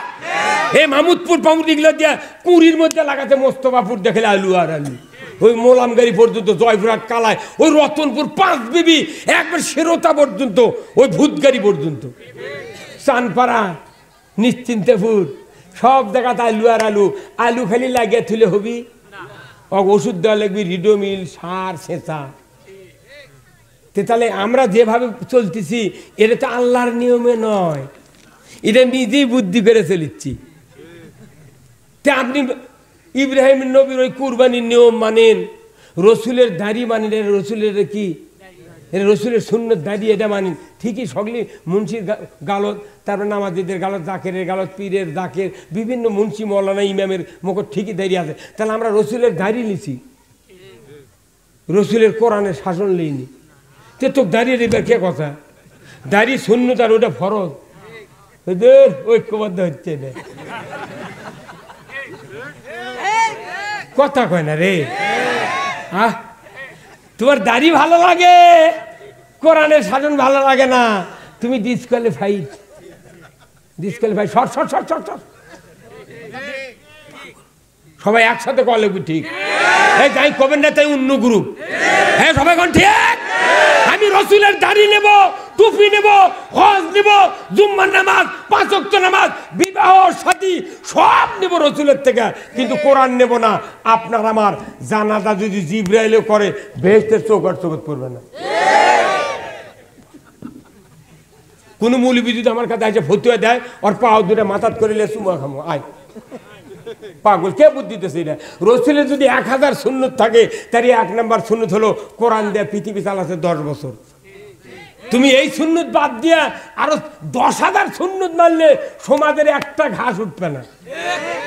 কিন্তু এই বাংলাদেশত যত ইরির মধ্যে পরলের ঘাস হচ্ছে না, পরল মানুষ নামিয়ে দিয়ে ঘাস তুলিছে। এখন এমন ওষুধ নামিছে রিপিট, এখন আবার আলুর বাড়িতে ওষুধ নামিছে শুকনের দিলে ঘাস হয় না। তাহলে ওর ব্রেন কত ওই ওই ঘাসের ওষুধ যাই বানাচ্ছে, আর ওর থেকে ব্রেন কি রসুলের কম? রসুল কত কোরআন দিলে, কোরআনের শাসন হলে ঘাস চলবে না, ঘাস উঠবে না, সুদ উঠবে না, এই সুদ থাকবে না, বেপর্দা থাকবে না। তুমি এই ওষুধ না মানে তুমি ঠিকই ঘাস মারা ওষুধ মানো, কথা কয় না বারে? কেন তুই কথা করছো না তোরা? রসুলের এই কোরআনের শাসন যারা মাথা পেতে মেনে নেবে, তাদের অপরাধ যদি 2-1টা থাকে আল্লাহ মাফ করে দেবে, কারণ এই কোরআন কার? আল্লাহর কোরআন। কোরআন যদি বাদ দিয়ে আমরা অন্য কিছু মানি, একটাই ইবাদত কবুল হবে না, একটা। আসেন কোরআন, কোরআন জিজ্ঞাসা করে, কোরআন তুমি বলো তাহলে কি করা লাগবে? আল্লাহ বলছেন, وَمَن يَبْتَغِي غَيْرَ الْإِسْلَامِ دِينًا فَلَن يُقْبَلَ مِنْهُ ওয়া হুয়া ফিল আখিরাতি মিনাল খাসিরিন। আমার ভাইরা, আল্লাহ রাব্বুল আলামিন কোরআনুল কারিমে বলেছেন, ইসলাম ছাড়া অন্য কোনো মতবাদ, অন্য কোনো জীবন ব্যবস্থা যদি তোমরা গ্রহণ করো, আর ওই জীবন ব্যবস্থার আন্ডারে যদি তোমরা হাজারো হাজারো যদি ইবাদত করো, আমি রব্বুল আলামিন বলে দিচ্ছি, ইউকুবাল আমিনহু, তোমাদের মধ্য থেকে ওইগুলি কবুল করা হবে না, কবুল তো করবই না, আখিরাতে আদালতে ক্ষতিগ্রস্তের ভেতর পরিগণিত হইবে। মোট সম্পত্তি পাতাক লেগে দিয়ে বিটিক নয়ঞ্জলি দিয়ে করছে, মা তোর জন্য দোয়া। একবারে খবর পান না? ঠিক। এটা হচ্ছে মর্দের আওয়াজ। 4টে বেটা, 40 বিঘা জমি বাপের, তাহলে 10 বিঘা করে লিখে দিয়েছে। তাহলে বিটি কতখানি পায়? এক বিটি 5 বিঘা। এখন এই বুড়া যাচ্ছে হজ করবে, যাচ্ছি বিটির বাড়িতে গেছে, মা কি আব্বা? প্রত্যেকটা মেয়ে চল কোনো বাপের বাড়ি, প্রত্যেকটা মেয়ে চল বাপের বাড়ি, অথচ ওই মেয়ে চল হলে ওই বাপের মুখ কালো হয়ে যায়। তাই না? ছোট্ট মেয়ে চল যখন জন্মে তখন বাপ বেদার, দাদা বেদার, লাতি বেদার, নানি সব বেদার। কিন্তু ওই মেয়ে চল যখন 12 বছর বয়স হয় তখন শয়তানে থেকে থাকে। কি দাদা কথা কয় না বাড়ি কালা চল কি চলবা, মেয়ে চলবা, যা শাসন তা হয়নি ভালো। তুই যখন বড় হয় ডোগা হাটে তাকাস কে? তার মানে ওটা হচ্ছে ওটা নিয়ামত। সুবহানাল্লাহ। আমি একজন আজ আমাকে কথা, হুজুর যা শাসন তা হয়নি। এমন শোন, তুই মেয়ে চল, তোর হাতে তুই বেকার হচ্ছে গে? তোর মা যদি মেয়ে চল না হলেও নি, তুই কুন্ডি থেকে আইল নি? কত বেলের গাছের থেকে? শয়তান! আল জান্নাতু তাহতা আকদামিনা উম্মাহাতিকুম, মায়ের পায়ের তলে সন্তানের জান্নাত। এই মায়ের জাতি যদি পৃথিবীতে না আসতো, আমরা কেউ আসতাম না। মাইন ফ্যাক্টরি নাই কেন? আপনাকে দুপচাতে স্টাইল মেশিন নাই? আচ্ছা, স্টাইল মেশিন যদি নাই, কারখানা না থাকতো, আপনার স্টাইল পাইলেন হেনে? একে গরিব মানুষের বাড়ি তো, এই দুপচাতের এই এলাকার গরিব মানুষের বাড়ি তো স্টাইল আছে। কারণ দেখে দেখে ওর কেন ইচ্ছা হবে, কেন সগলে ওগুলো করে, আমি এলা করবো না। আর আমাকে নন্দীগ্রাম থানা দেখেন, কোটি কোটি টাকার মালিক, ওর পায়খানা ঢুকলে বমি হবে। 5 বিঘা পাবো, তাহলে বাপ বোধ 8.5 বিঘে দিবি। এই ভাই কত কর না? তখন এই কথা, আব্বা আপনি যা দিয়ে খুশি তাই দিবেন, আপনাকে বিদায় দেন, কোনো রকমের মনত গিরে নেই। আব্বা আপনি মুগরি দব করছি, আপনার জামাই দই মিষ্টি আনিছে, আপনি ভাত খান, তারপরে সব হবি।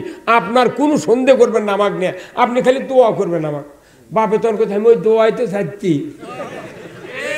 দোয়াই চাচ্ছে। ভাত টাত খাইয়ে উই গেছে বাড়ির, যাইছে আর বেটাক ডাকিছে, বাবা তোরা আয় তোরে। কিন্তু ছোট বেটা আগেই গেছে বাপের কাছে, যা কইতে, আব্বা কি গেছিলেন আপার বাড়িতে, কি হলো? কইতে, বা শোন, ওই তো জমি 5 বিঘে পাবি। তে আমি কয়া বলে 8.5 শতক দিয়ে মিটেছি। ওই ছোট বেটা লেখাপড়া না কম, হুজুর তুমি মনে করতে ইয়ে বলতে 8.5 বিঘাই দিবি। তখন বাপক আব্বা ওই যে বেলতলির পাতারাত, ওই চামরুলের উত্তরে দক্ষিণে ধারে তো বেড়া গ্রামের ওই বাজারে ওটি, ওই জুয়েল ভাইয়ের বাড়ি নাই, ওই সিপেতে একটা নয়নদিলি আছে, বেড়া গ্রামের ওটি। তো করছে ওটি 3.5 বিঘার একটা থাক আছে, আব্বা ওটা না দিবেন। এই ক্ষতি বড় বেটা চলে যাচ্ছে, বড় বেটা ছোট বেটা, ছোট ভাই জোরের দাম কেমন? হ্যাঁ ছয়টার তো কে বুদ্ধি দিস না? হ্যাঁ তুই বুঝিস 40 বিঘা জমি আমরা বাঁচিয়ে লিছি, ওটি থেকে 3.5 বিঘা দিলে হালত ইয়ে হবে না, ভাগ কম বাড়া হবে না? তো কুন্ডি দেবো তুই? ভাবে করতে তুই কুন্ডি দেবো? তাহলে কোথাও বেড়া গ্রামের ওটি ওই নয়ন দিলে আছে, একটা 300 গাড়ি হ্যাঁ বসে আছে, ওই তো বেঁচেই খাবি। তো ওটাও কি দিই, ওই বেঁচে চলে যাবে। তাহলে হালের জমি তার কোনো খামতা খামতি হবে না। ওই কথা শুনে নয়নজলি দেশে 50 বছর বেচবার কথা ওর স্বামী, এই বেচরে সোল বললে কষ্ট রে লেখাপড়া চিকিৎসার বেশি তত নইমের মাংস করছে। আব্বা যতদিন বেঁচে আছে হাতত কালি ভরাবো না, ইনকা বিটি নাই কথা। এমনও ভালোবাসার মেয়ে আছে, বাপ মারা গেছে, মা ওক কাছে ভাবি কাছে, ভাবি আমার বাপের একটা পাঞ্জাবি দেন, মা ওক কাছে একটা লুঙ্গি দেন, আমি ধুয়ে ইস্ত্রি করে পলিথিন করে বাস করবো থমো। যখন আব্বার কথা মনে হবে ওই লুঙ্গি আর পায়জামা বাড়িকে আমি বুকের দালা মিটাবো। কতক্ষণ এইরকম দরদের মিয়া স্বামী কথা, না আমি বেচবো না, আব্বা বাঁচে থাকাকালীন বাবার জায়গা আমি বেচবো না। এই করতে তো 50 বছর গেছে। 50 বছর পর এই বেড়া গ্রামের এই নয়নজলি 3 লাখ টাকা শতক। কয় লাখ? তাহলে 8.5 শতকের দাম কত হয়? 25.5 লাখ। এখন আর পাতারের মধ্যে জমি হলো 3 লাখ টাকা বিঘে। বড় বেটা দেখো, আব্বা এগুলো তোমার কাম কি হতো রা? কোথাও জমি দেওয়া ভালো হয়েছিল, 5 বিঘা ভেউ পালো হয়নি 15 লাখ টাকা। আর ওটি ওই 9 ইঞ্জিলি 8.5 শতক, ওটি আমরা 4টে ভাই দোকান করে খানো হয়নি। তে আজ ওটি দাম শুনছ কত? বা কত? ওটি 3 লাখ টাকা শতক, তাহলে 25 লাখ টাকা ওটি, তাহলে 15 লাখ টাকার সম্পত্তি দেওয়ার ভালো হয়েছিল। তখন বাপে কোথে শয়তান তুই তো বুদ্ধি দিছিল। কথা এইরকম ভাই আছে না নাই? এইরকম ভাই যদি থাকে, ওই হজুর আসদ মক্কা যা যদি গিলেও খায়।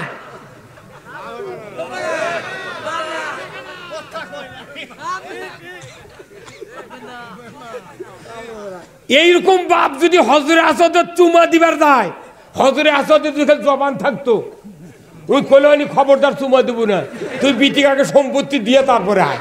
কথা কর। মান কাতা মিরাসাহু কাতা আল্লাহু আবদি। যে ব্যক্তি অংশীদারিত্ব থেকে কাউকে ছাড় দেয়, কাট দেয়, বাদ দেয়, আমার নবী বলেছেন ওই ব্যক্তিকে বান্দার তালিকার থেকে আল্লাহ নাম কাটিয়ে দেয়। এ যদি 419 বার যদি হজ করে,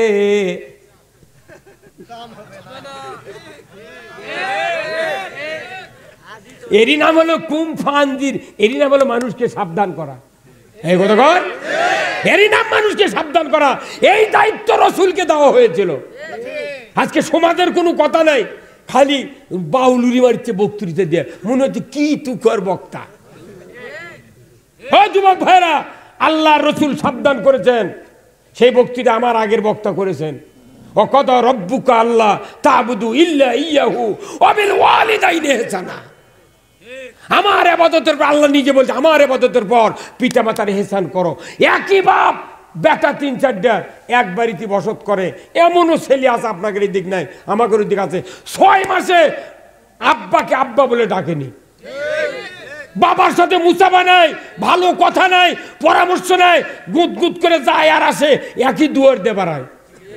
আবার জুম্মার দিতে বাপ যদি তাকে দক্ষিণ মুরাদ বসছে, উনি উত্তর মুরাদ বসে, হরিতে 3 দুয়ার। কতক্ষণ? আবার এই ডান মুরাদ বসে, বাম মুরাদ বসে, 2 বাপি বাপ বেটা 2 জনই মোনাজাত করেছে, রব্বানা আতিনা ফিদ দুনিয়া হাসানা ওয়া ফিল আখিরাতি হাসানা ওয়া কিনা আযাবান্নার। আল্লাহ তুমি দুনিয়ার ভালাই দাও, আখিরাতের ভালাই দাও, আর জাহান্নাম থেকে মুক্তি দাও। তখন আল্লাহ কয়, কে জিবরাইল, এই যে বাপ বেটা 2 জন যে একই দোয়া করছে, আচ্ছা সন্ত জিবরাইল, এরকে সাহস কি রে? এরা তো দুনিয়ার ভালাই চাইছে, কথা কন না কে?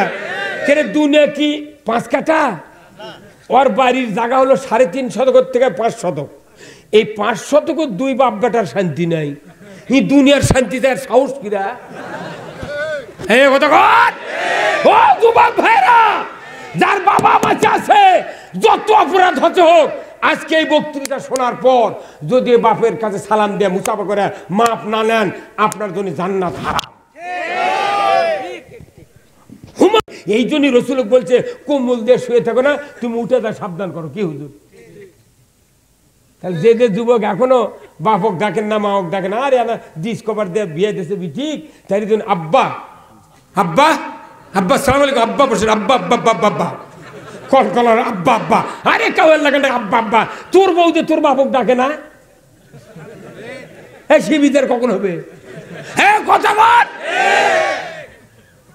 নিজের গর্ভধারিণী মা 10 মান পেটত লাগলো, প্রসব বেদনার রক্তাক্ত হলেন, এই মা 2 বছর দুধ খাওয়ালেন, 5 বছর মেথরের কাজ করলেন, এত তেনা শুকালো। আরে এখনকার স্বল্প হলে তার তেনা নেই। আগেকার যুগে 31টা 32টা তেনা থাকি চল, সকালবেলা ওই পুকুরে খারো দিকে স্যার স্যার করে ধুচ্ছিল। এখন আর তেনা থাকে না, এখন নামিতে প্যাম্পাস প্যাম্পাস। আমাকে এক বুড়ি মানুষ একটা করছে, বা হুজুর বেটা আমার একটা লাতিন হতে বা তে খালি কান্দে, রাত্রে ঘুম হয় না। তে আমি কোনো যে তুমি একবার কাম করো, কাল সকালে কয়টা তেনা পেশাব করে ভিজায় আনা নিয়ে আসো। আমি তদবির করে দেবো, আল্লাহ দিলে তোমার লাঠি নিয়ে আনাও কান্দবে না। কোথায় কে তুমি দোয়া করে দেবে, তেল পরে দিবে, দাও তুমি তেনা দেখবে গায়ে। উনি আর জানে না যে হুজুর কোন হুজুর। হ্যাঁ কথা কর। এখন করছে হুজুর, আচ্ছা পরে যা কত লাথিব কথা যে ওই হুজুর তেনা দেখতে পারতো, কয়টা তেনা মুখে ভেজায় রাত্রিরা, তখন করছে না আর তেনা দিই না দাদি, এখন প্যাম্পাস। প্যাম্পাস মানে কোথাও ন্যাংটার লাগান এমনিতে পরে এটি টেপ দিয়ে আটকে দেয়, সারা রাতে পায়খানা করুক মুতুক মোটোই ঝোলা। কথা কয় না ভাই। আচ্ছা একটা কালাছলের বয়স 3 মাস 4 মাস 5 মাস, এরই উড়াতের ফাঁকত যদি 1.5-2 কেজির একটা ভিজা টোপলা থাকে, এই জীবনে তদবিরে কান্দা বন্ধ হবে? হ্যাঁ কথা কর। তখন ওই যা করছে যে হুজুর তেনা আর নেই, কিবেন একটা জিনিস নামিতে ওই তুলের মতো থাকে, ওটি শুষালে ওটি থাক। এমন তাহলে ওটা না তুই দাঁড়িয়ে মাপে দেখবো কতখানি সকালে। ওই মাপে এসে দেখে যে 3.5 কেজি। তাই আমি কোনো একটা ঝাঁটা লাগবি, মুড়া ঝাঁটা। কথা কর। এই মুড়া ঝাঁটা লাগবে। আমি বললাম এমনি বর্তমানে যুবকরা মাও পিটিচ্ছে না। তুমি ওই রুহের একটা নিষ্পাপ সন্তান হোক, যেভাবে সারা রাত পেশাবের মধ্যে শুয়েতে কষ্ট দিচ্ছ, তুমি সারা রাত উঠবে না, ওই টিভি দেখে দেখে দামান দেবে, ঘুম পারবে, আর 16 কোটি তুমি মতের সাগরে ভাসাই দিছ। উই বড় হলে তোকে দুনিয়াতেই থবে না। এই কথা বল। তোকে এই বুদ্ধি খেয়ে দিচ্ছে রে। এমনি চলবো। আমাকে একজন বুড়ো মানুষ করছে, হুজুর যে হুজুর আনা করেন তো, আমার বেটা কেমন 10 বছর বয়স, খালি রাগ করে আমাকে মারবে চায়। তাই আমি কোনো বাপ করে তাহলে মারবে চায়, তাহলে ওষুধ আছে। কি ওষুধ? আমি কোনো আচ্ছা আপনি কত সন্তান যখন হয় তখন মায়ের বুকের দুধ খাচ্ছে না, ওই তোলা খাচ্ছে, কোথায় রেড কাউ খাচ্ছে। কথা কনের বা কি কাউ? Red cow. তে রেড মানে কি করছে? লাল। কাউ মানে গাবি। তাহলে গরু তো গাবি হয়।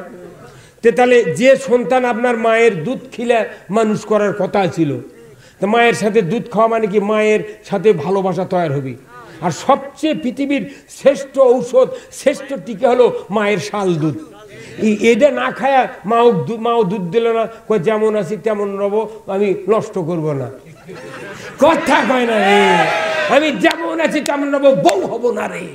এখন কলেজে নষ্ট করব না। এখন তাহলে তুমি দুধ খেলে না, রেড কাউ খাতে, তো ছোল কি খুবই গরম দেখায়? গরম মানে কি? ওর চোখের দিক তাকা যায় না। হুজুর আমি কোন আচ্ছা মায়ের দুধ না খেলে, তুমি যে গরুর দুধ খেলে তো উই দেওয়ার দিন ঢিসা তোমাকে মেরে ফেলে দেয়নি। কথা কর।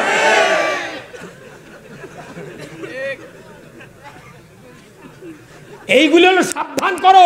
রসুলকে দায়িত্ব দেওয়া হয়েছে, যে মা সন্তানকে দুগ্ধ দিবে 2 বছর কোরআন নাযিল করা হচ্ছে অর্থ। কোরআন বলছে তুমি সন্তানকে দুগ্ধ পান করাও। যদি সন্তানকে দুগ্ধ পান করো, ওই সন্তান দোয়া করবে রব্বির হামহুমা কামা রাব্বায়ানি সগীরা। আল্লাহর ইজ্জতের কসম, মা বাবার জীবনের গুনাহ আল্লাহ মাফ করে দেবে। আজকে আমাদের সন্তানেরা আমাদেরকে ভালোবাসে না, কারণ কি? কারণ ওই একটাই, খালি রেড কাউ, সেরিলাক্স। কি আমি আর আমরা ভাতের মার সাবু বাল্লি খায়া খালি তল্লার মাসের কুঞ্চি কাটে তেনাদের পিছে মকর ধরেছে, হাঁসুরের লাগান তুলে ফেলে দিছি। কথা কোনো ডায়াবেটিস নাই। আর এখনকার কালা হলে সকালে হাঁটে। কে তোর কি হতো? কোথায় ডায়াবেটিস হতে? তোর বাপেরই বয়স হয়নি, তোর আবার কি হবে? কতক্ষণ কতক্ষণ এইগুলো সাবধান করতে হবে। কথা ঠিক কিনা? আর চলে যান। আজকে আমার সামনে যত মানুষ বসে আছেন, প্রায় মানুষের স্ত্রী আছে। আচ্ছা স্ত্রী যাদের আছে দেখবেন শতকরা 85% লোক 3 পিস গাঁত দিয়ে ভোগ মারিচ্ছেন। প্রত্যেকটা মেয়ে মানুষের গাঁত 3 পিস। বাজার বন্দরে যান, কোনো গোটা কাপড় নেই, খালি কাপড় নেই, খালি 3 পিস। বাঁচলো 3 পিস গাঁত দেয়া, মোলো 5 পিস। টিভির যা খবর বললো 2 পিস, যাত্রা গুগনার ডান্স দিল 9 পিস।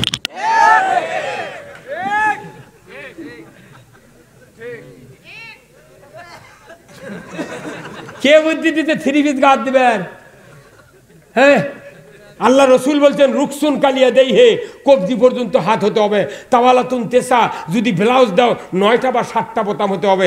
আর যদি তুমি কাপড় পরো ঢিলা ঢালা পড়বে, তোমার শরীরের উঁচু নিচু জায়গা যাতে দেখা না যায়। শর্ট কামিজ, শর্ট ওড়না, শর্ট পায়জামার জন্য আল্লাহ মহিলা জাতি পয়দা করে নাই। যে জাতির পায়ের নিচে জান্নাত, যার পায়ের তলে জান্নাত, সেই মেয়ে কেন ঈদের মার্কেট করবে? সেই মেয়ে কেন বেপরদায় থাকবে? সেই মায়ের জাতি কেন বল খেলবে? এই জন্যই রসুলকে বলা হয়েছে কুমফানজির, সাবধান করুন। সুবহানাল্লাহ। আজকে মহিলারা কি অবস্থা দেখেন তো। পুরুষের উচিত ছিল টাকলুর উপর পায়জামা পরা। পুরুষের পায়জামা প্যান্টের একে লিয়ে নিচে দিয়ে স্যান্ডেলের মধ্যে ঢুকে দিয়েছে, আর মহিলাকে উপরে। ডবলো হাদিস পাক কোরআন, এখন কেন ঘুমাও মুসলমান? কেবা নারী কেবা পুরুষ যাই না করা অনুমান। ডবলো হাদিস পাক কোরআন, এখন কেন ঘুমাও মুসলমান? আজকে মেয়ে মানুষ চেনা জানা কলার আলা শার্ট গাঁদতে পড়ে। আবার স্কুলটা দেখেছি এইখানে কলার আলা শার্ট, নিচে একটা ঘাড়ি রবার দিলে এটি ঠিক করে দেবে। আবার অন্যা দেওয়ার কথা ছিল মেয়ে মানুষের পুরো মুখ, বুক, কপাল, মাথা, পিঠ সব ঢাকা লাগবে। এখন অন্য হয়ে গেছে মাথার উপর ইঙ্কে করে। এটিতে কতটা থাক করে ইঙ্কে উঁচু। তুই এমনি খাটো মেয়ে মানুষ, তো তোরা এত উঁচু করলে এটি কি কথা কয় না বারে?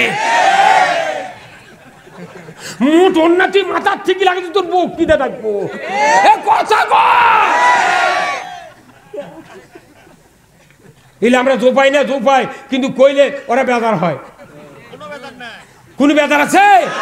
তাহলে আপনার স্ত্রী যাদের কামিজ আছে, শর্ট কামিজ, শর্ট ওড়না, শর্ট পায়জামা, এটা পোশাক নয়। রসুল বলছেন এমন পোশাক পরিধান করো শরীরের উঁচু নিচু জায়গা দেখা যাতে না যায়। মহিলাদের মেক্সি, এই হাজি সাহেবরা যেরকম জুব্বা গাছ দেয় না, এই জুব্বা একবার ফুল হাতা, পায়ের পাতা পর্যন্ত ঝুল থাকা লাগবে। পুরো শরীরের একটা জায়গা, 1 ইঞ্চি জায়গা আপনাকে দেখার উপায় না। আর আপনি কামিজ গাঁও দিয়েছেন, মাথার উপর থেকে 1.5 ফিট কাটে থাকেন।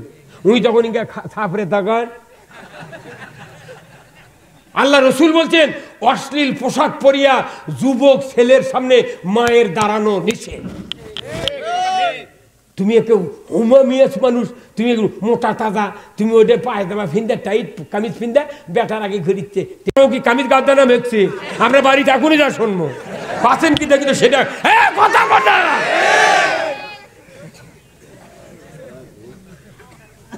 খবরদার! আল্লাহ তাআলা কোরআনে বলছেন ইন্না আকরামাকুম ইনদাল্লাহি আতকাকুম। আমি আল্লাহ, আমার কাছে ওই ব্যক্তির মর্যাদা বেশি যে ব্যক্তি সবচেয়ে বেশি আমি আল্লাহকে ভয় করে। আপনার স্ত্রী যদি বোরকা থাকে ঢিল থাকতে হবে, পোশাক থাকে সুন্নতি পোশাক থাকতে হবে, তবে আল্লাহ দেখতে দেয় বান্দা আমাকে ভয় করে স্ত্রীকে এইগুলি পোশাক পরায়। স্ত্রী ছেড়ে দেওয়া গরু বেনে ওই মোবাইল একটা কিনে দিয়েছে। এখনকার মেয়ে মানুষ ইনকা করে টানাটানি করে।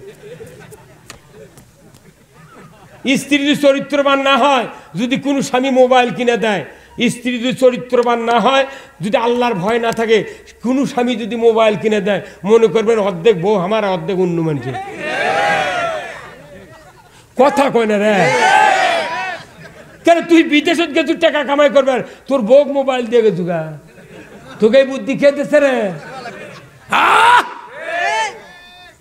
মোবাইল থাকবে আমার বাপের কাছে, যখন আমি কথা বলবো তখন আমার আব্বাকে কল দেবো, তখন ওই বোক দেবো, ওটি বসে থাকবো, তুই কথা ক। মনের বিকাশ খুলিচ্ছে সেই দিন তো টাকা গোনা নিয়ে ওই হাইরে চলে গেল।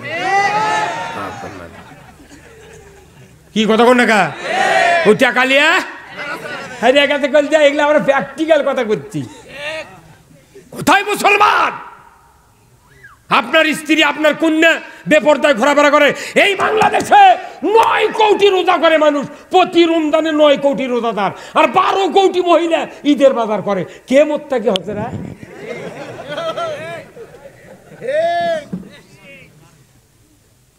আমরা বক্তৃতা করছি, এগুলো বানকানা বক্তৃতা। কেউ যদি 20 কেজি সার যদি 1 বিঘা ছিটাবের কয় উন্নমান চোখ দিয়ে, গারস্থ না ছিটে উন্নমান ছিটেছে, 7 দিন পর দেখা দেখবেন যে ওই মাঝে মধ্যে লাল হয়ে আছে। এগুলা কি কয়? বানকানা। যে বাংলাদেশে কোরআনের আইন নাই, এগুলা বক্তৃতা হলে বানকানা।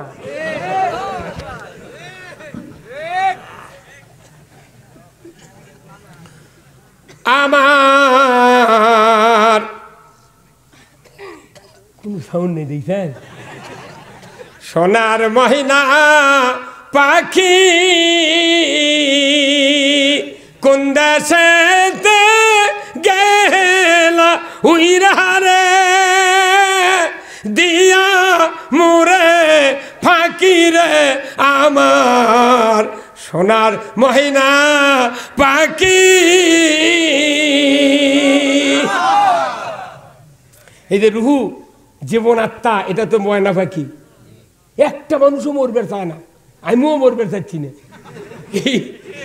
কেউ মরবে চায় না অনিচ্ছাকৃত ভাবে মরিতেই হইবে কেউ মরবে চায় না কথা কন্যা হুজুর কেউ মরবে চায় না কিন্তু এই পাখি যখন উড়ে যায় বেকারে কব্বর কিছু করার নেই এই ময়না পাখি মরে গেলে আপনি আমি লাশ লাশ আর দাম নেই দাম নেই আহা সে আল্লাহ আফসোস করে বলতেছে হে বান্দা শোন তোরা এটা তো মিনে হামিদের গান শুনে তো বাহাবা দিচ্ছেন কিন্তু মিনে হামিদের গান কি করছে দেহ দিছি প্রাণ হরে দিছি আর নাই কিছু বাকি আর কিছু বাকি আছে আল্লাহ আল্লাহ এমন একটা জিনিস দেয়নি ওই জন্য আমাকে সাইকেলের টিউব বানাবার পারছে না এমন কেউ ঘর পারবেন এমন একটা জিনিস দেয়নি ঘরের তালা বাড়ে পারছে না দেবেন পারবেন তাহলে আল্লাহ সব দিছে কিন্তু কি বা কিচ্ছু বাকি তাহলে আমাকে এখন করতে হবে কার ইবাদত কার ইবাদত করব কার আল্লাহর ইবাদত করতে গেলে আমাকে প্রথমে পড়তে হবে লা ইলাহা ইল্লাল্লাহু মুহাম্মাদুর রাসূলুল্লাহ সাল্লাল্লাহু আল্লাহু আকবার কেউ যদি আল্লাহর ইবাদত করতে চায় প্রথমে পড়তে হবে কালেমা তৈয়ব আবার এই কালেমা তৈয়বের ভিতরে দুটো পার্ট আছে একটা হলো তাওহীদ আর একটা রিসালাত কথা বল না অথচ বাংলাদেশে কালেমার জিকির করার পার্টির অভাব নাই কিন্তু আল্লাহকে হুকুমকর্তা পালনকর্তা রিজিক দাতা বিধানদাতা আইনদাতা সব দাতা মানতে রাজি নয় এই কথা কর কিন্তু আল্লাহর জিকির খালি করলে হবে না বাস্তবে বুঝতে হবে কালেমা পড়ার পর কোনো মানুষকে আর নামাজের কথা বলার আগে না কথা ঠিক কিনা রোজার কালেমা পড়ার পর কেন রোজার কথা বলবো কালেমা পড়ার পর কেন সুদ হারামের কথা বলবো কালেমা পড়ার পর কেন আমি পর্দা করার কথা বলবো কালেমা পড়ার পর কেন চুরি করবে না এ কথা বলবো কেন আপনাকে বুঝতে হবে কালেমা ছাড়া অন্য একটা কথা আছে আমাদের সামনে আমরা সেটা বোঝার পর কোনো বক্তৃতা লাগে না নিজ ইচ্ছায় আমি তার অধিকার পালন করি উনি আমার অধিকার পালন করে তার নাম হলো বউ আর স্বামী লা ইলাহা ইল্লাল্লাহতে কালমা পড়ে ঈমান আনলাম কার পক্ষ নিলাম আর আপনি বিয়ে করবেন তখন কবুল আলহামদুলিল্লাহ কয়বার কইলেন সত্যি কথা কত তিনবার তাহলে আপনার সামনে কি বউ বসে আছিল বউ আছিল কোনটি ওই না আব্বার ঘরত কার ঘরত আব্বার ঘরত থেকে ওই উকিল যা কথা যে অমুকের ছেলে অমুক এত টাকা দেনমোহর এত টাকা নগদ এত বাকি চাইবা মাত্র যদি বাধ্য থাকবে এই অঙ্গীকারে তোমাকে শাদি করতে আসিয়াছে তুমি তাহাকে স্বামিত্বে কবুল করো ফোর্স দেখো তো করো তখন ওই দাদি নানি ভাবি চারিদিক বসে আছিল ওরা কোথায় বুড়ি বুড়ি ক বুনি ক ক ক পাঞ্চিং করা কছে উনি চিন্তা করছে বাপ আগেকার মেয়ে চলবল কান দিছে তখন মোবাইল আছে না ওর সাথে কথাও কয়নি দেখেও নি আগেকার মেয়ে চল বিয়ের কথা হলে কান দিচ্ছিল আর এখন ঘটো গেলে জানলা দেয় মেয়ে চল দেখে আল্লাহ আব্বা কেন সুমতি দিয়ে আল্লাহ কথা কয় না রে কথা কয় না রে বা কি এখন তো মোবাইলে আগে হয়ে গেছে কবুল পাইস বাল উনি খালি কর চরিত্রের সাথে সাথে কবুল আলহামদুলিল্লাহ তাহলে ওইটা যে কবুল করলো আবার ওটা উকিল ঘুরে আছে আপনার এই খোলাত কত কবুল আলহামদুলিল্লাহ অমুকের মেয়ে আপনাকে স্বামীত্বে কবুল করেছে আপনি তাকে স্ত্রীত্বে কবুল করুন উনি সাথে সাথে কারণ ডিসকভার এখনই ডুবছে সরু তেল দিয়ে দিবি আমার কবুল না করু হুন্ডা ফেল করবো কথা কয় না বারে বাপরে আগে ফোনের সাইকেল দিয়া এই প্রিন্স সাইকেল দিয়ে বেশি বিয়ে হবে আর এখন ভ্যান চালা খায় ডিসকভার তা আমি কোনকে তুই ভ্যান চালাস ডিসকভার কি করবো সারাদিন ভ্যান চালাবো রাত্রে তা হুন্ডা দেখবো কি মরদ রে হ্যাঁ এই এই এই এই কারবার হচ্ছে বাংলাদেশে এখন হ্যাঁ কথা কর তাহলে আপনি বিয়ে করে বউ বাড়িতে নিয়ে গেছেন এখন বাড়িতে 4-5 দিন পর করছেন নসিমা শোনো ইয়া আমার কাপড় চোপড় ময়লা হচ্ছে আর তাড়াতাড়ি ভাত পাক কর, আমি একটু একা আত্মীয়র বাড়ি যাবো, কয়েকদিন ঝামেলা যেতে পারিনি, ওখানে খুব জরুরি। এখন আপনার স্ত্রী যদি বয় পানের স্বামী কলজা দে তোমাকে ভালোবাসি, কিন্তু কবুল বলেছি তোমাকে, কিন্তু কাপড় দেওয়ার কথা কইনি, তাড়াতাড়ি ভাত পাক করতে হবে, এটা আমি কই নাই। বলুন তো স্ত্রী কি আর রাখবেন? কে রে, কবুলের মধ্যে ভাত আন্দা আছে রে, কবুলের মধ্যে কাপড় ধোয়া আছে কলজা। আচ্ছা, আবার স্বামীর কাছে গেছে 5, 6 মাস, 7 মাস, 8 মাস, 9 মাস হয়ে গেছে, হঠাৎ করে দাম্পত্য জীবন হেফাজত করতে গিয়ে স্ত্রী প্রেগনেন্ট হয়ে গেছে, এখন 10 মাস হয়ে গেছে, কুন কুন করে ব্যথা উঠছে, এখন আর নর্মালি হচ্ছে না। স্বামীকে ডাক দেয়, বলছে প্রাণের স্বামী এত বাড়িঘর টাকা পয়সা আপনার আছে, ও প্রাণের স্বামী আমি তো পূর্বপথী প্রসব বেদনা সম্ভবত উঠে গেছে, আমি তো কোনোদিন সন্তান প্রসব করিনি, ও দরদের স্বামী দয়া করে টাকা নিয়ে আমাকে একটু ক্লিনিকে চলে যান। বুঝে যাচ্ছে নর্মালি হবে না, কাটিয়ে এবার করা লাগবে।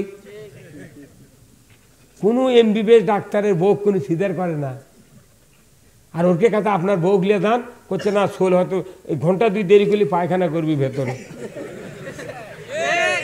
ক্যাশ ক্যাশ করে কাটেছে। পৃথিবীর কোনো রাষ্ট্রে এত সিজন নেই যে সিজন বাংলাদেশে আছে। আমার স্ত্রীর 4টে সন্তান, ভাত পাক করতে করতে যা প্রসব হয়ে গেছে। হোমিওপ্যাথির পালস টিলে একটা ওষুধ আছে, এটা যদি 7 মাসের থেকে খেলে ওই জীবনে ইয়াল করা লাগবে না, সিজার করা লাগবে না। এখন ওই বেদনা উঠলি ভয়ে কয় আমি বোধহয় বাঁচবো না, তোমার দয়া হয় না, কি কথা কন? এখন যখন কথা এই কথা তখন স্বামী করছে তোমাক জীবন দিয়ে ভালোবাসি রে নাসিমা, তো যাই হোক আমি কবুল বলেছি তোমাক, কিন্তু সিজার করার টাকা দেওয়া লাগবে এটা কোনো আমি বলিনি। ওই বউ থাকবি বল যা। তাহলে কোনোদিন আমাকে মুখে শুনেছেন হুজুর বিয়ে করেছেন, বউ যদি গর্ভবতী হয়, প্রসব বেদনা যদি উঠে যায়, টাকার মায়া করবেন না, স্ত্রীকে ক্লিনিকে নিয়ে অপারেশন করে আপনার স্ত্রীকে বাঁচাবেন, সন্তানকে বাঁচাবেন। ও পানের স্ত্রীরা, স্বামীর কাপড় ধুয়ে দিবেন, আপনার স্বামীকে তাড়াতাড়ি ভাত পাক করে দিবেন, মাথা ব্যথা হলে টিপে দিবেন। এমন কোনো বক্তৃতাকে আমরা জীবনে করেছি আর শুনেছি? তে বক্তৃতা করলো না, শুনলো না, তাও স্ত্রী স্বামীর হক আদায় করে, স্বামী স্ত্রীর হক। তে আপনি কালেমা পড়ে আল্লাহর পক্ষ লেছেন, কবুল বলে স্বামীর পক্ষ লেছেন, কবুল বলে স্ত্রীর পক্ষ লেছেন, আপনার এগুলোর বক্তৃতা করা লাগে না? কালেমা পড়ে আবার নামাজের কথা কয়া লেগে গে, তার মানে কবুল বুঝেছেন, কালমা কথা কয়। আচ্ছা, এখন যদি বিঘা প্রতি 10,000 টাকা দেওয়া হয় আপনাকে আলুর দেশত, যে তুই রুমা না লাগা, বিঘা প্রতি 10,000 করে টাকা দেবো, তুই রুমা না লাগা, ভাই লাগাবি কেউ? ওরা রুমানে আলুর গুণ জানে, ভর্তা বানাবার লাগলে লোকের ফাঁক দিয়ে 80 কিলো বেগে দৌড়ে যায়। শাসিলাম ক্ষমতা রুমানা ঘাটি কামনা কথা কয় না। আল্লাহ ভালো করে জানে আমরা রুমানা মুসলমান না বটপাগড়ি মুসলমান। হে কথা বল, যারা কালেমা পড়ার পর নামাজ আদায় করে না, এই লোকগুলা নবীর উম্মত না। মান তারাকা সালাহ ফালাইসা মিন্নি, যে ব্যক্তি নামাজ তরক করলো সে নবীর উম্মত না, নবী নিজে বলেছেন। আজকে বাংলাদেশে বলুন তো নামাজি বেশি না বেনামাজি বেশি? হ্যাঁ সবাই কর। এই বেনামাজি এতদিন বক্তৃতা হলো, এত মাহফিল, এত ওয়াজ, এত জিকির, এত মাদ্রাসা, নামাজ হলো না। এর কারণ কোরআনের পদ্ধতি অনুযায়ী নামাজের বক্তব্য হচ্ছে না। এর সাথে কি আপনারা একমত? তাহলে কোরআন জিজ্ঞাসা করো, কোরআন তুমি বলো কি কাজ করলে 5 মিনিটে পুরো জাতি ইমানদাররা নামাজ ধরবে? কোরআনে উত্তর নাই, এই ঔষধ নাই। আছে আল্লাহ বলছেন সূরা আল হজ 41 নম্বর আয়াত, এই একটু সাদ ঢেলে দেন তারা, আল্লাযীনা ইম্মাক্কানাহুম ফিল আরদ আকামুস সালাতা ওয়া আতাউয যাকাতা ওয়া আমারু বিল মারুফ ওয়া নাহু আনিল মুনকার ওয়া লিল্লাহি আকিবাতুল উমুর। জুরি কন্না মারহাবা। আমার আল্লাহ বলেছেন ও পৃথিবীর মানুষেরা, তোমরা যদি মুসলমান হও, কোনো দেশের যদি শাসনকর্তা হও, ক্ষমতায় যাও, প্রধানমন্ত্রী হও, তুমি 4টি দফা চালু করবে। 1 নাম্বার নামাজের আইন, 2 নাম্বার জাকাতের আইন, 3 নাম্বার ন্যায়ের আদেশ, 4th নাম্বার অন্যায়ের নিষেধ। এই 4টি দফা দুনিয়ার কোন মুসলমান যদি জমিনে চালু করা হয়, আমার আল্লাহ বলেছেন জমিনটা হবে জান্নাতের জমিন। এই নামাজ কায়েম করবে রাষ্ট্রশক্তি, যেরকম সুবহানাল্লাহ। সেই নামাজ আমরা মুন্সিরা, পীরেরা, তবলিগেরা, জাকেররা, ভালো ভালো মানুষেরা নামাজের কথা করছি, তারপরে দেখা যায় ইমামের বেটা বেনামাজি, কথা কয় না পারে, মুয়াজ্জিনের বেটা ডবল বেনামাজি, মসজিদের মোতাল্লির বেটা রিডবল বেনামাজি, হাজির বেটা অজুই জানে না না না না। তাহলে এই বক্তৃতাতে নামাজ, এখন ওষুধ শোনেন কোনটি থেকে নামাজ আসা লাগবে, এটা বলতে হবে। আচ্ছা আপনি কোন তো আপনার আলু লাগান তো, হ্যাঁ লাগান নে। আচ্ছা যদি 3 ইঞ্চি ওষার কোদাল দিয়ে আলু লাগান, আর যা যদি 6 নাম্বার কোদাল দিয়ে যদি বাঁধে দেন, কথা কয় না পারে। আলু লাগানোর সময় কয় ইঞ্চি? 3 ইঞ্চি। আর বাঁধে দিচ্ছেন, বাগুর থাকবি, আলু থাকবি, কয়টা বাগুরের জায়গায় কয় বাগুর হবি? প্রত্যেকটা জিনিসের একটা মাপ আছে না নাই? যে কোদাল দিয়ে আলু লাগাবেন তার চেয়ে ছোট কোদাল দিয়া বান্দা লাগবে।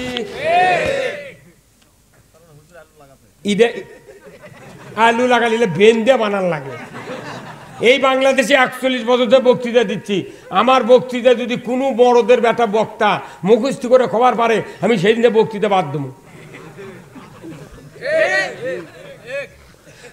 তুই 3 ইঞ্চি কোদাল দিয়ে আলু লাগালু, 6 নাম্বার দিয়ে বাঁধলু, তোর জীবনটাই ব্যথা। জি কাপত আছে 10 বাগুর, ওটা হবে 6 বাগুর, 4 বাগুরই শেষ। আমাকে মাপ ছাড়াই আবাদত হচ্ছে, কতক্ষণ লেখা রসুলের যে মাপ দিয়ে আমাকে আবাদত করবে কথা, ওই মাপের আবাদত না থেকে আমাকে আবাদত কয়েক হাজার কোনটি চলে গেছে হেরে কবারই পারছি না, কতক্ষণ লেখা। তাহলে আপনি মনে করবেন না যে আমি এই কোরআনের বাইরে কোনো কথা বলতেছি, তাহলে নামাজ কেমনি কায়েম হবে? আচ্ছা বড় করে আমাকে বর্তমানে এই যে শিক্ষামন্ত্রী আছে, এই ডাক্তার দীপুমণি, উনি যখন প্রথম প্রধানমন্ত্রী মন্ত্রী হলেন, শিক্ষামন্ত্রী, উনি বললেন যে প্রত্যেক স্কুল কলেজ প্রাইমারিতে যখন নামাজের আজান হবে, স্কুল চলাকালীন, তখন আজান হলে 15 মিনিট স্কুল অফ দিয়ে সবাই নামাজ আদায় করতে হবে। হ্যাঁ শোনেন নে, তখন দেখা গেল ওই প্রাইমারিতে নামাজ ধরে গেছে। আমাকে ওইটি একটা মাস্টার আছে, প্রাইমারি হেডমাস্টার, উনি আবার নামাজও পড়ে না, বুঝছেন, অত 45,000 টাকা বেতন তোলে। আমি তো কে টাকা দেয় রা? তুই প্রাইমারি মাস্টার, তুই বলে জাতির মেরুদণ্ড করা, তুই মেরুদণ্ড নেই, তুই কাঠটা করাবো কে? এখন একটা বাংলাদেশের গর্ব ডাক্তার দীপুমণি নামাজের কথা বলছে, তুমি কি নামাজ পড়ো? কোচে হুজুর নামাজ ধরিনি, তবে অজু করি। কে ব্যাপার? কোচে অজু করি এই জন্যে যদি কোনো ভিজিটে কেউ আসে দেখবেন যে এই প্রাইমারি নামাজ হচ্ছে কিনা, তাহলে আমি অজু করি এই জন্যে আমার শার্টের হাতটা ফুল, অজু করতে অবশ্যই ভিজবি। তাহলে 1টার সময় অজু করলো, 1:30টার সময় নামাজ হলো, অবশ্যই শুকাতে আধা ঘন্টা লাগবে। কেউ যদি ভিজিটে আসে তাহলে কবি স্যার নামাজ পড়ছেন, এই নামাজ না বলে ভিজলো কেমনি? আরে সিটের রে।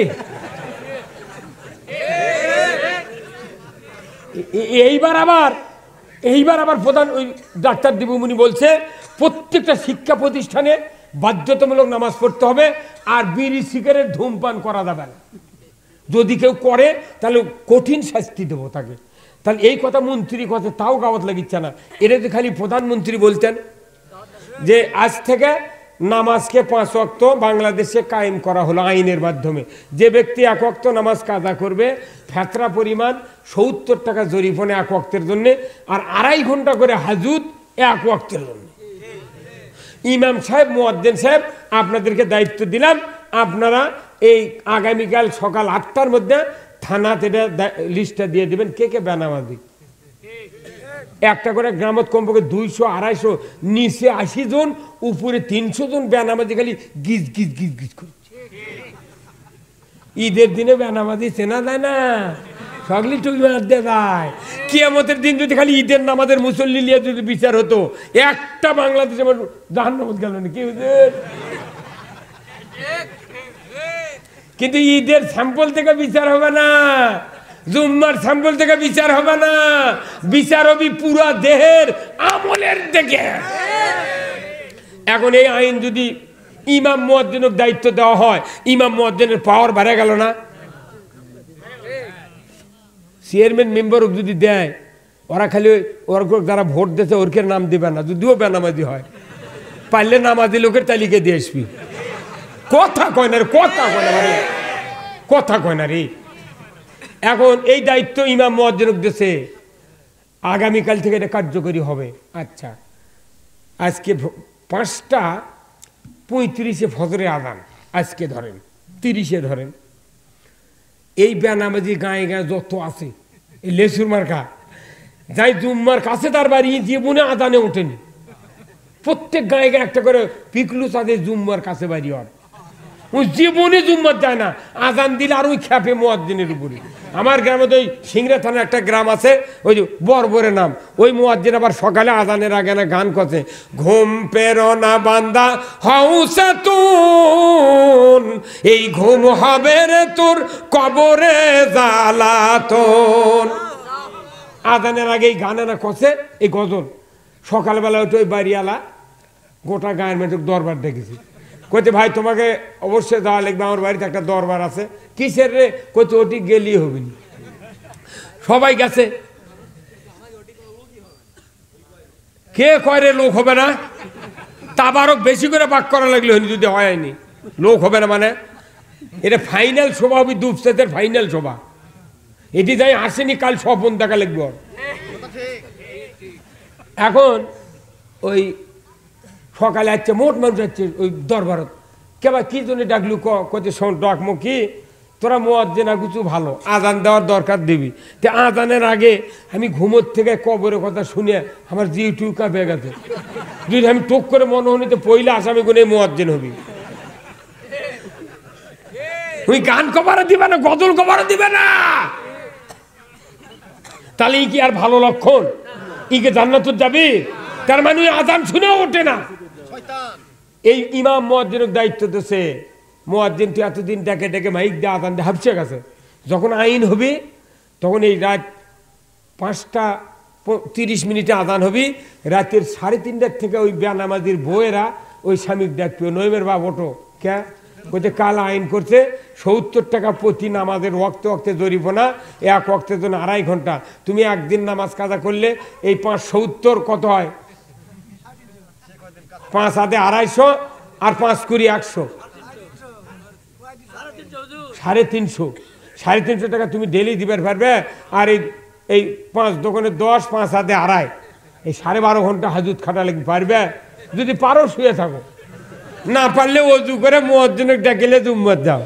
হে কথা কর, প্রত্যেকটা বেনামাজির বউ ওই বেনামাজিক ডাকে তুলবি।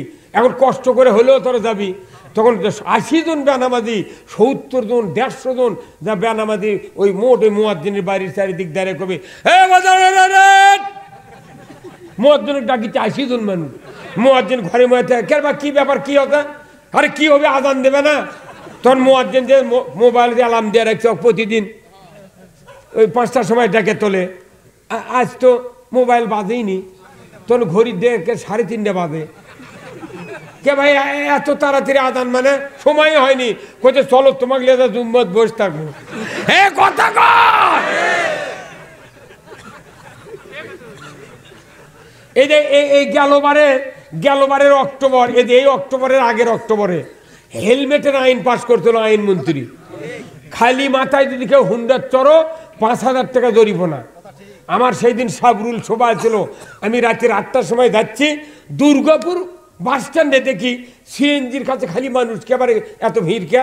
তো বলছি যে হুজুর হেলমেট কিনবে যাচ্ছি, কাল থেকে হেলমেট ছাড়া হুন্ডা চালালে বিপদ। আমার বউ প্রাইমারি চাকরি করে, আমিও চাকরি করি, সেদিন রাত্রি যাচ্ছি হেলমেট কিনবে।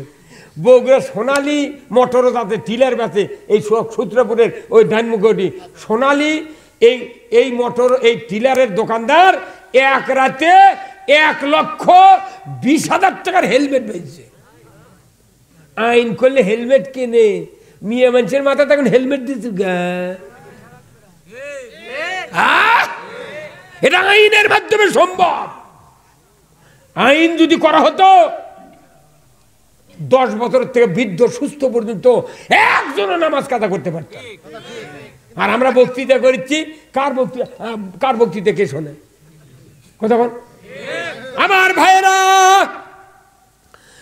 কোটি কোটি বছর বক্তৃতা দিয়া জানা হবে একটা আইন যদি কায়েম করা হয় 5 সেকেন্ডে যত উপকার হবে, হাজার হাজার বছর বক্তৃতা দিয়া তা হবে না।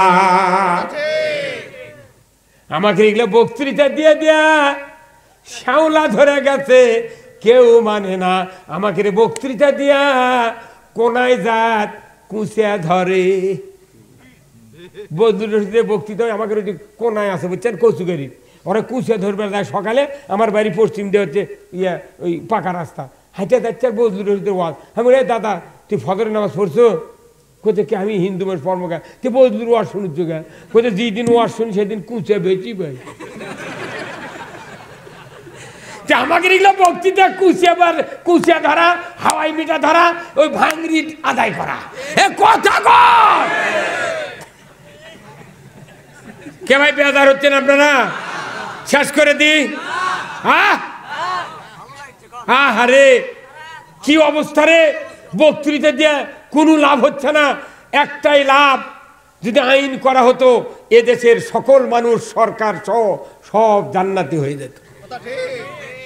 সুদের বক্তৃতা করলে সুদ কেউ মানে না, হারাম মনে করে না, পর্দা করে না, কেউ কিছু করে না। আমাকে দেখলে উল্টা ঠাইসা ধরে। ওই জন্য কমতা গাইলে না ভাই, যে গ্রামত মৌলবী আছে বক্তা আছে, কমতা গাইলে না গ্রামের মানুষ খুব গাইলে বুঝছেন। আমি এখন মনে মনে করি তোরা যতই গাইলে মরার পর জানাজার জন্য আমার কাছে আশা লাগবি। আমি গেলে আল্লাহ আকবরের কাছে খাড়া থাকবো, একটা দোয়া কমো না। তুই প্রকাশ্যে গাইলে তো গোপনে মার দেবো।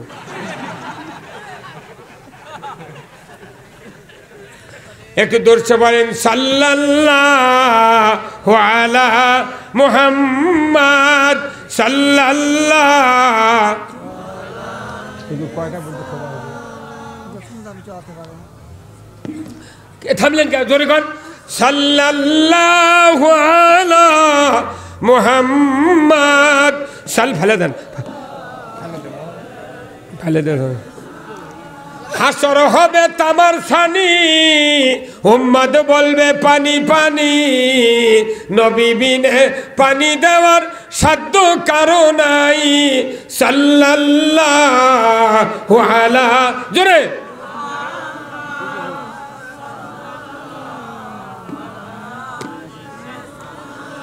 সাল্লাল্লাহু আলা মুহাম্মাদ সাল্লাল্লাহু।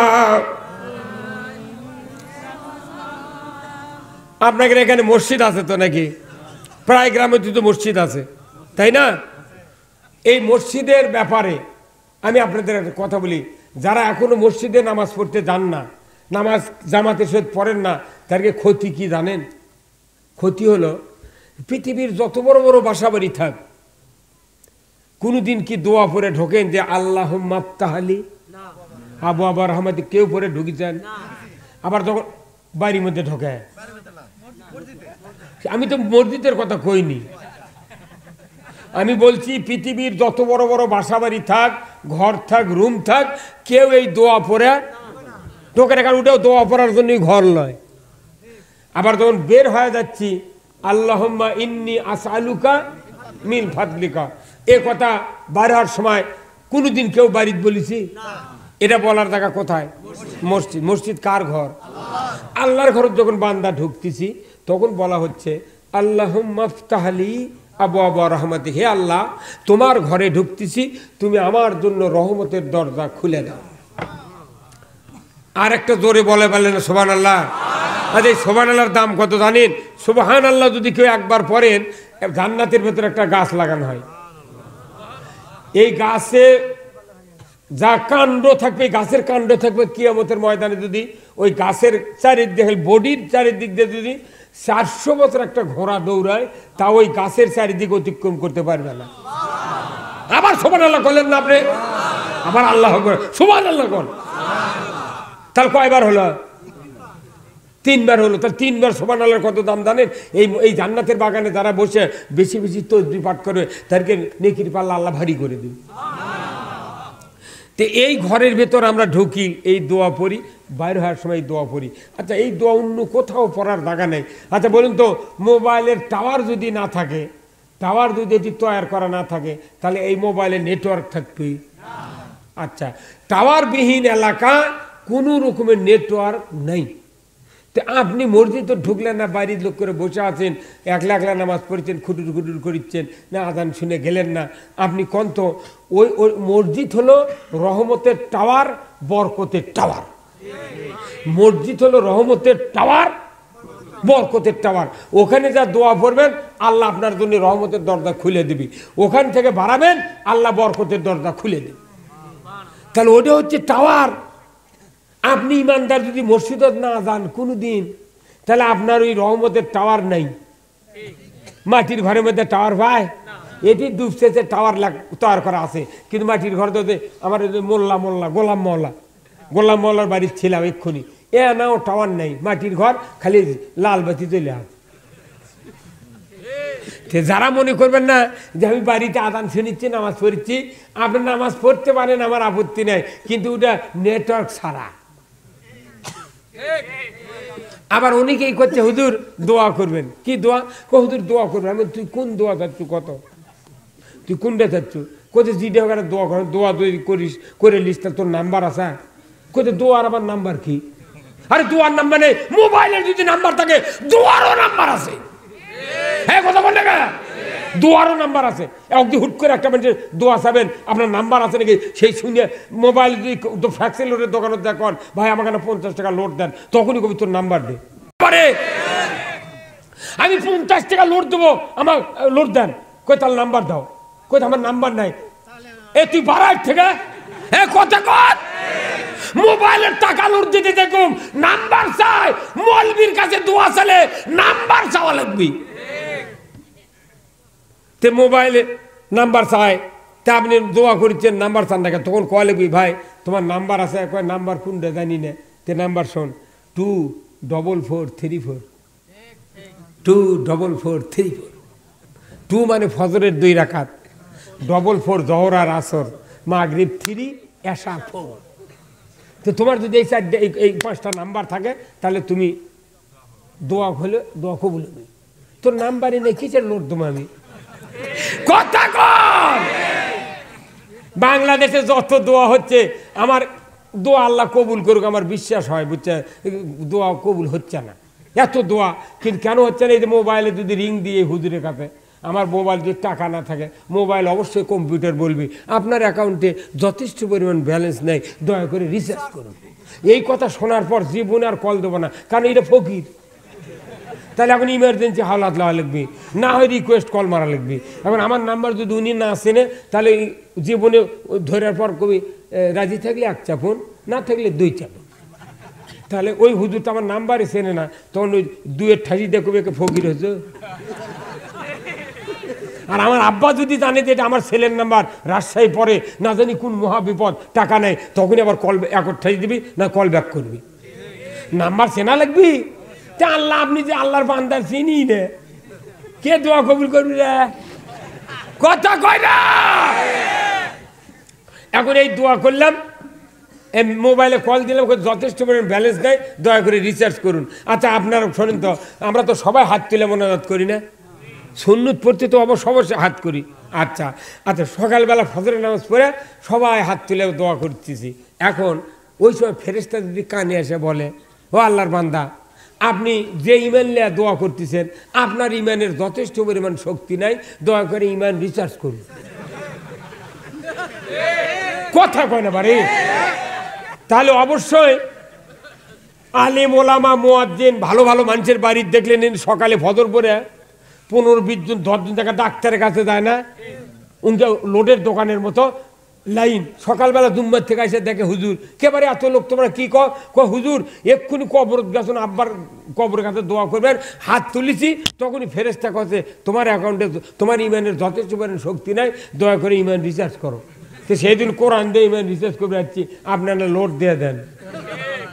এই কথা কান তে কোরআন ছাড়া মানুষের ইমান লোড কোনদিন হবে না, শক্তিশালী হবে না। আল্লাহ কোরআনে বলছেন ইন্নামাল মুমিনুনা আল্লাযীনা ইযা যুকিরাল্লাহ ওয়াজিলাত কুলুবুহুম ওয়া ইযা তুলিয়াত আলাইহিম আয়াতুহু জাদাতহুম ঈমানা ওয়া আলা রাব্বিহিম ইয়াতাওয়াক্কালুন। আল্লাহু আকবার।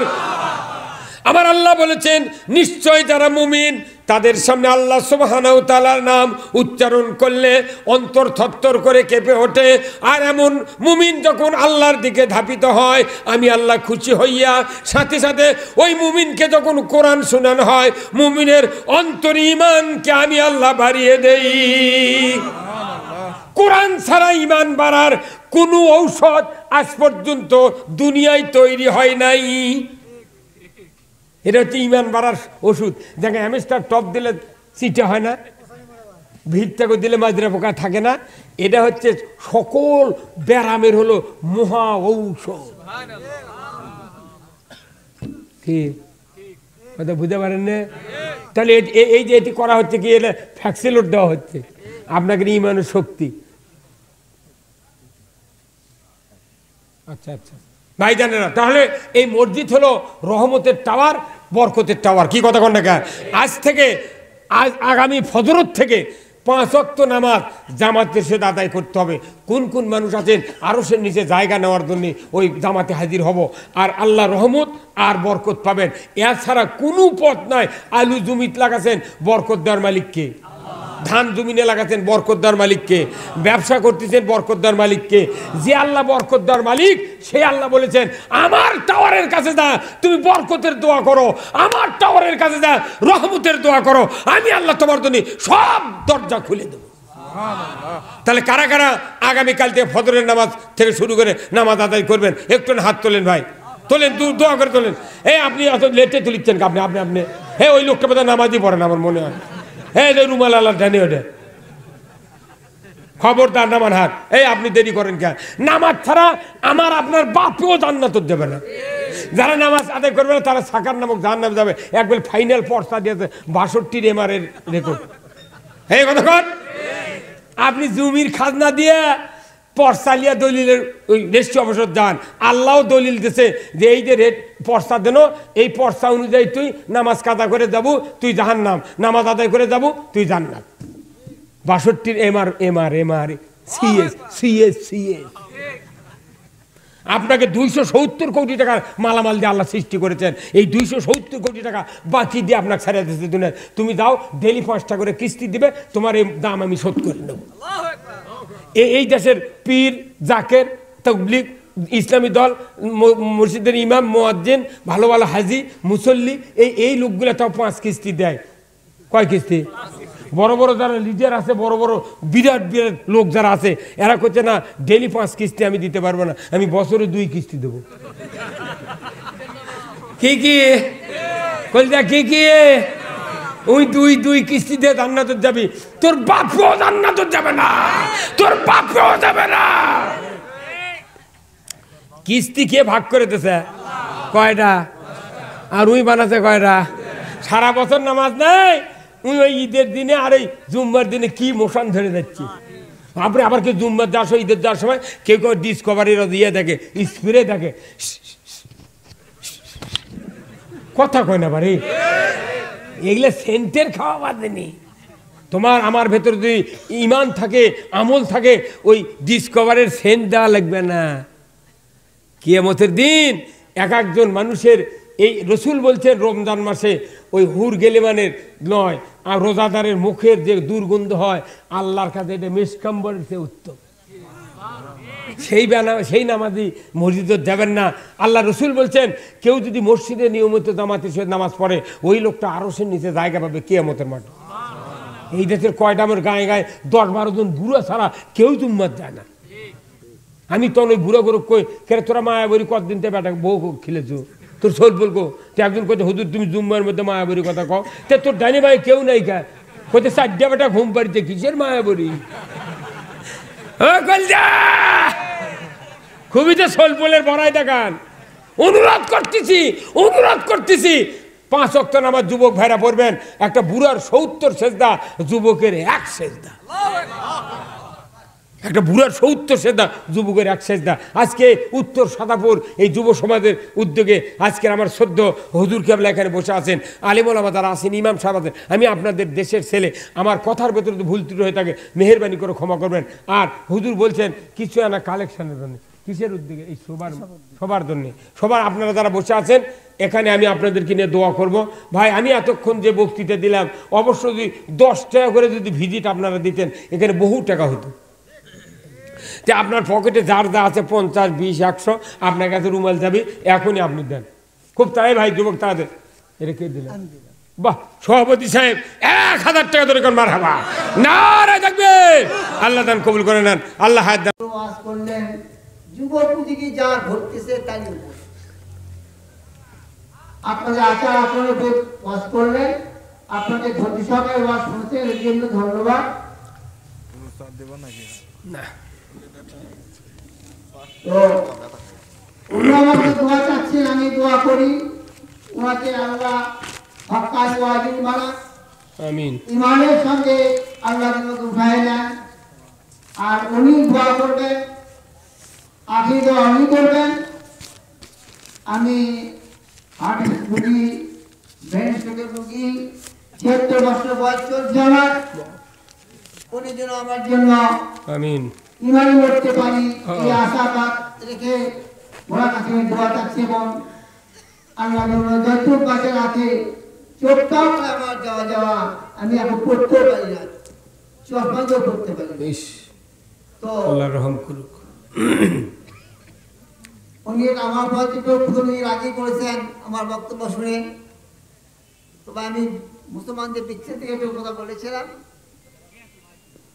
ওলামারা যে ভুল করতে চান আমার কথা হচ্ছে যে আপনারা নিজেরা সাড়ে পাবলিকের কাছে এটা ওয়াজ করলেন না আমার কথা ছিল এটা পাবলিক এই বলে শেষ করলাম আমি হুজুরকে দোয়া করার জন্য অনুরোধ করছি আস্তাগফিরুল্লাহ রাব্বি মিন কুল্লি যামবি ওয়া আতুবু ইলাইহি লা হাওলা ওয়া লা কুওয়াতা ইল্লা বিল্লাহিল আলিয়্যিল আযীম আল্লাহুম্মা আমিন আল্লাহ তোমার পাক দরবারে হাত তুলেছে দুইখানা মাফ করে দাও যত আছে মোদের গুনাহ মাফ করো আল্লাহ আমাদের সবাকারে আরো মাফ করো আল্লাহ যারা শুয়ে আছেন কবরে সন্ধ্যা রাত্রে বান্দা ঘুমায় আল্লাহ আপনার ঘুম তো ধরে না কেমনি হবে বান্দার ভালাই এও তো আপনার কামনা রব্বুল আলামিন উত্তর সাদাপুর যুব সমাজ কর্তৃক আয়োজিত মুরব্বীদেরকে সাহায্যের দ্বারা আয়োজিত আজকের এই কোরআনের মাহফিলে বসে গভীর রাত্রিতে হাজার হাজার মুসলমান নরনারীকে নিয়ে গুনাহ মাফের জন্য হাত তুলেছে আল্লাহ রব্বুল আলামিন বড় বড় পাহাড়ের তুলনায় আসমানের তুলনায় জমিনের তুলনায় আমাদের দুইটা হাত ছোট্ট রে আল্লাহ আল্লাহ কত আলিম ওলামা তালবে ইলম যুবক ভাইরা কত হাজী সাহেব কত মুরব্বি নেকেরাম হাত তুলেছেন আল্লাহ পর্দার অন্তরালে কত হাজেরা রহিমার উত্তরসূরি মা বোনেরা হাত তুলেছেন আয় আল্লাহ যার হাতটা আপনি পছন্দ করে থাকেন মাহবুব তার হাতের ওসিলা করে আমাদের জীবনের গুনাহগুলি আপনি মাফ করে দেন যারা অর্থ দিলেন টাকা দিলেন পয়সা দিলেন জান্নাতের বাগান তৈরি করার জন্য আল্লাহ রব্বুল আলামিন আল্লাহ যা সওয়াব হয় বিশ্ব নবী আকাই নামদার তাজদারে মদিনা আহমদ মুস্তফা মোহাম্মদ মুস্তফা সাল্লাল্লাহু আলাইহি ওয়াসাল্লামের রূহ মোরে পৌঁছে দিন। तमाम পৃথিবীর মাটির নিচে যত আম্বিয়া কেরাম, সাহাবায়ে কেরাম, শুহাদায়ে কেরাম, মুমিন মুসলমান নর নারী, আল্লাহ ওলি আব্দাল গৌস কুতুব, জাকিরিন, আশিকিন, আবেদিন, আবেদা গুজরে গেছেন, সকলের আত্মার পরে সবখানা পৌঁছে দিন রব্বুল আলামিন। আল্লাহ জানি না কার বাবার কবরে জাহান্নামের আগুন দাউ দাউ করে জ্বলে, জানি না কার মায়ের কবরে জাহান্নামের আগুন। আব্বা আম্মার কবরে তুমি, দাদা দাদির কবরে তুমি আযাব দিও না, নানা নানির কবরে তুমি আযাব দিও না। আয় আল্লাহ, কত মা বোনের হাত তুলেছেন, যে মা বোনের ছেলে নাই ছেলে দিয়ে দেন, যার নিঃসন্তানই যিনি সন্তান দিয়ে দেন আল্লাহ, যার মেয়ে বড় হয়ে আছে সৎপাত্র করার তৌফিক দিয়ে দেন, যার ছেলে পেলে মাদ্রাসায় পড়ে হক্কানি আলিম হওয়ার তৌফিক দিয়ে দেন আল্লাহ। স্কুল কলেজে যারা পড়ে আল্লাহ তাদেরকে চরিত্রবান হওয়ার তৌফিক দিয়ে দেন। আয় আল্লাহ, আল্লাহ ও মাবুদ, সারা পৃথিবীতে করোনা নামক ভাইরাস দেখা দিয়েছে আল্লাহ। দোয়া চাই আজকের এই মাহফিল থেকে, বাংলাদেশ থেকে এই ভাইরাস থেকে আপনি হেফাজত করুন। আয় আল্লাহ, আজকের মাহফিলের প্রধান অতিথি, বিশেষ অতিথিবৃন্দ আপনি উমারের মতো যোগ্যতা দিয়ে দেন আল্লাহ। যারা এই মাহফিল করার জন্য সহযোগিতা করেছেন নেতৃবৃন্দ আল্লাহ, সকলকে আল্লাহ, আল্লাহ প্রশাসনিক ভাইকে, সাংবাদিক ভাইদেরকে আল্লাহ আমার আপনার দরবারে ফরিয়াদ জানাই, সকলকে আল্লাহ জান্নাতের মেহমান বানায়া নিবেন। আয় আল্লাহ, গুনাহ করতে করতে পাহাড় পরিমাণ গুনাহ হয়েছে আল্লাহ, আপনি যদি মাফ না করেন আমরা জান্নাতে যেতে পারবো না। যত গুনাহ করছি মাবুদ গোপনে, মাফ করে দাও মাবুদ আল্লাহ নিজে ঘনে। আল্লাহ গো আল্লাহ, গুনাহ যদি মাফ না করো বান্দারে, বান্দা বলে কেন গো তুমি বানালে। আল্লাহ গুনাহ করেছি, ভুল করেছি আল্লাহ, গুনাহগুলি আপনি মাফ করে দেন আল্লাহ। জান্নাতের বাগানে ঢোকার সময় আল্লাহ ফেরেশতা দিয়া মাথার থেকে ঘাড় থেকে গুনাহটা নামিয়ে নিয়েছেন আল্লাহ। বাড়িতে যাওয়ার সময় ওই গুনাহটা আর ফেরত দিবেন না আল্লাহ। আল্লাহ মুরব্বী সভাপতি সাহেব আল্লাহ উনি অসুস্থ, সুস্থতা দান করে দেন। ৭৬ বছর বয়সের বৃদ্ধ মানুষ, গভীর রাত পর্যন্ত শক্তি নিয়ে, এনার্জি নিয়ে আপনি যে বসে রেখেছেন আল্লাহ মুরব্বীকে আরো হায়াতে তয়বা দান করে দেন। যাদের পিতা আছে খেদমত করার তৌফিক দিয়ে দেন, যাদের পিতা মাতা মারা গেছে কবরটা জান্নাত বানায়া দেন আল্লাহ। এই গ্রামের মাটির নিচে যত মুমিন মুমিনাত চিরবিদায় নিয়ে শুয়ে আছেন আল্লাহ, সকলকে মাফ করে দেন। আয় আল্লাহ, আমার ভাই আমাকে বারবার মোবাইল করে মাহফিলের দাওয়াত দিয়ে এখানে আসার জন্য যে প্রচেষ্টা করেছেন গ্রামের লোকেরা আল্লাহ, সকলের ঘরে ঘরে আল্লাহ বরকত আপনি নাজিল করে দেন আল্লাহ, সকলের ঘরে ঘরে আপনি রহমত পৌঁছায় দেন আল্লাহ। ওয়া সাল্লাল্লাহু তাআলা আলা খাইরি খালকিহি মুহাম্মদ ওয়া আলা আলিহি ওয়া আসহাবিহি আজমাইন ওয়া জাল আখির কালিমাতিনা ইনদাল মাউত লা ইলাহা ইল্লাল্লাহু মুহাম্মাদুর রাসূলুল্লাহ সাল্লাল্লাহু আলাইহি ওয়াসাল্লাম। আসসালামু আলাইকুম ওয়া রাহমাতুল্লাহ। ভাই আমার কাছে কয়টা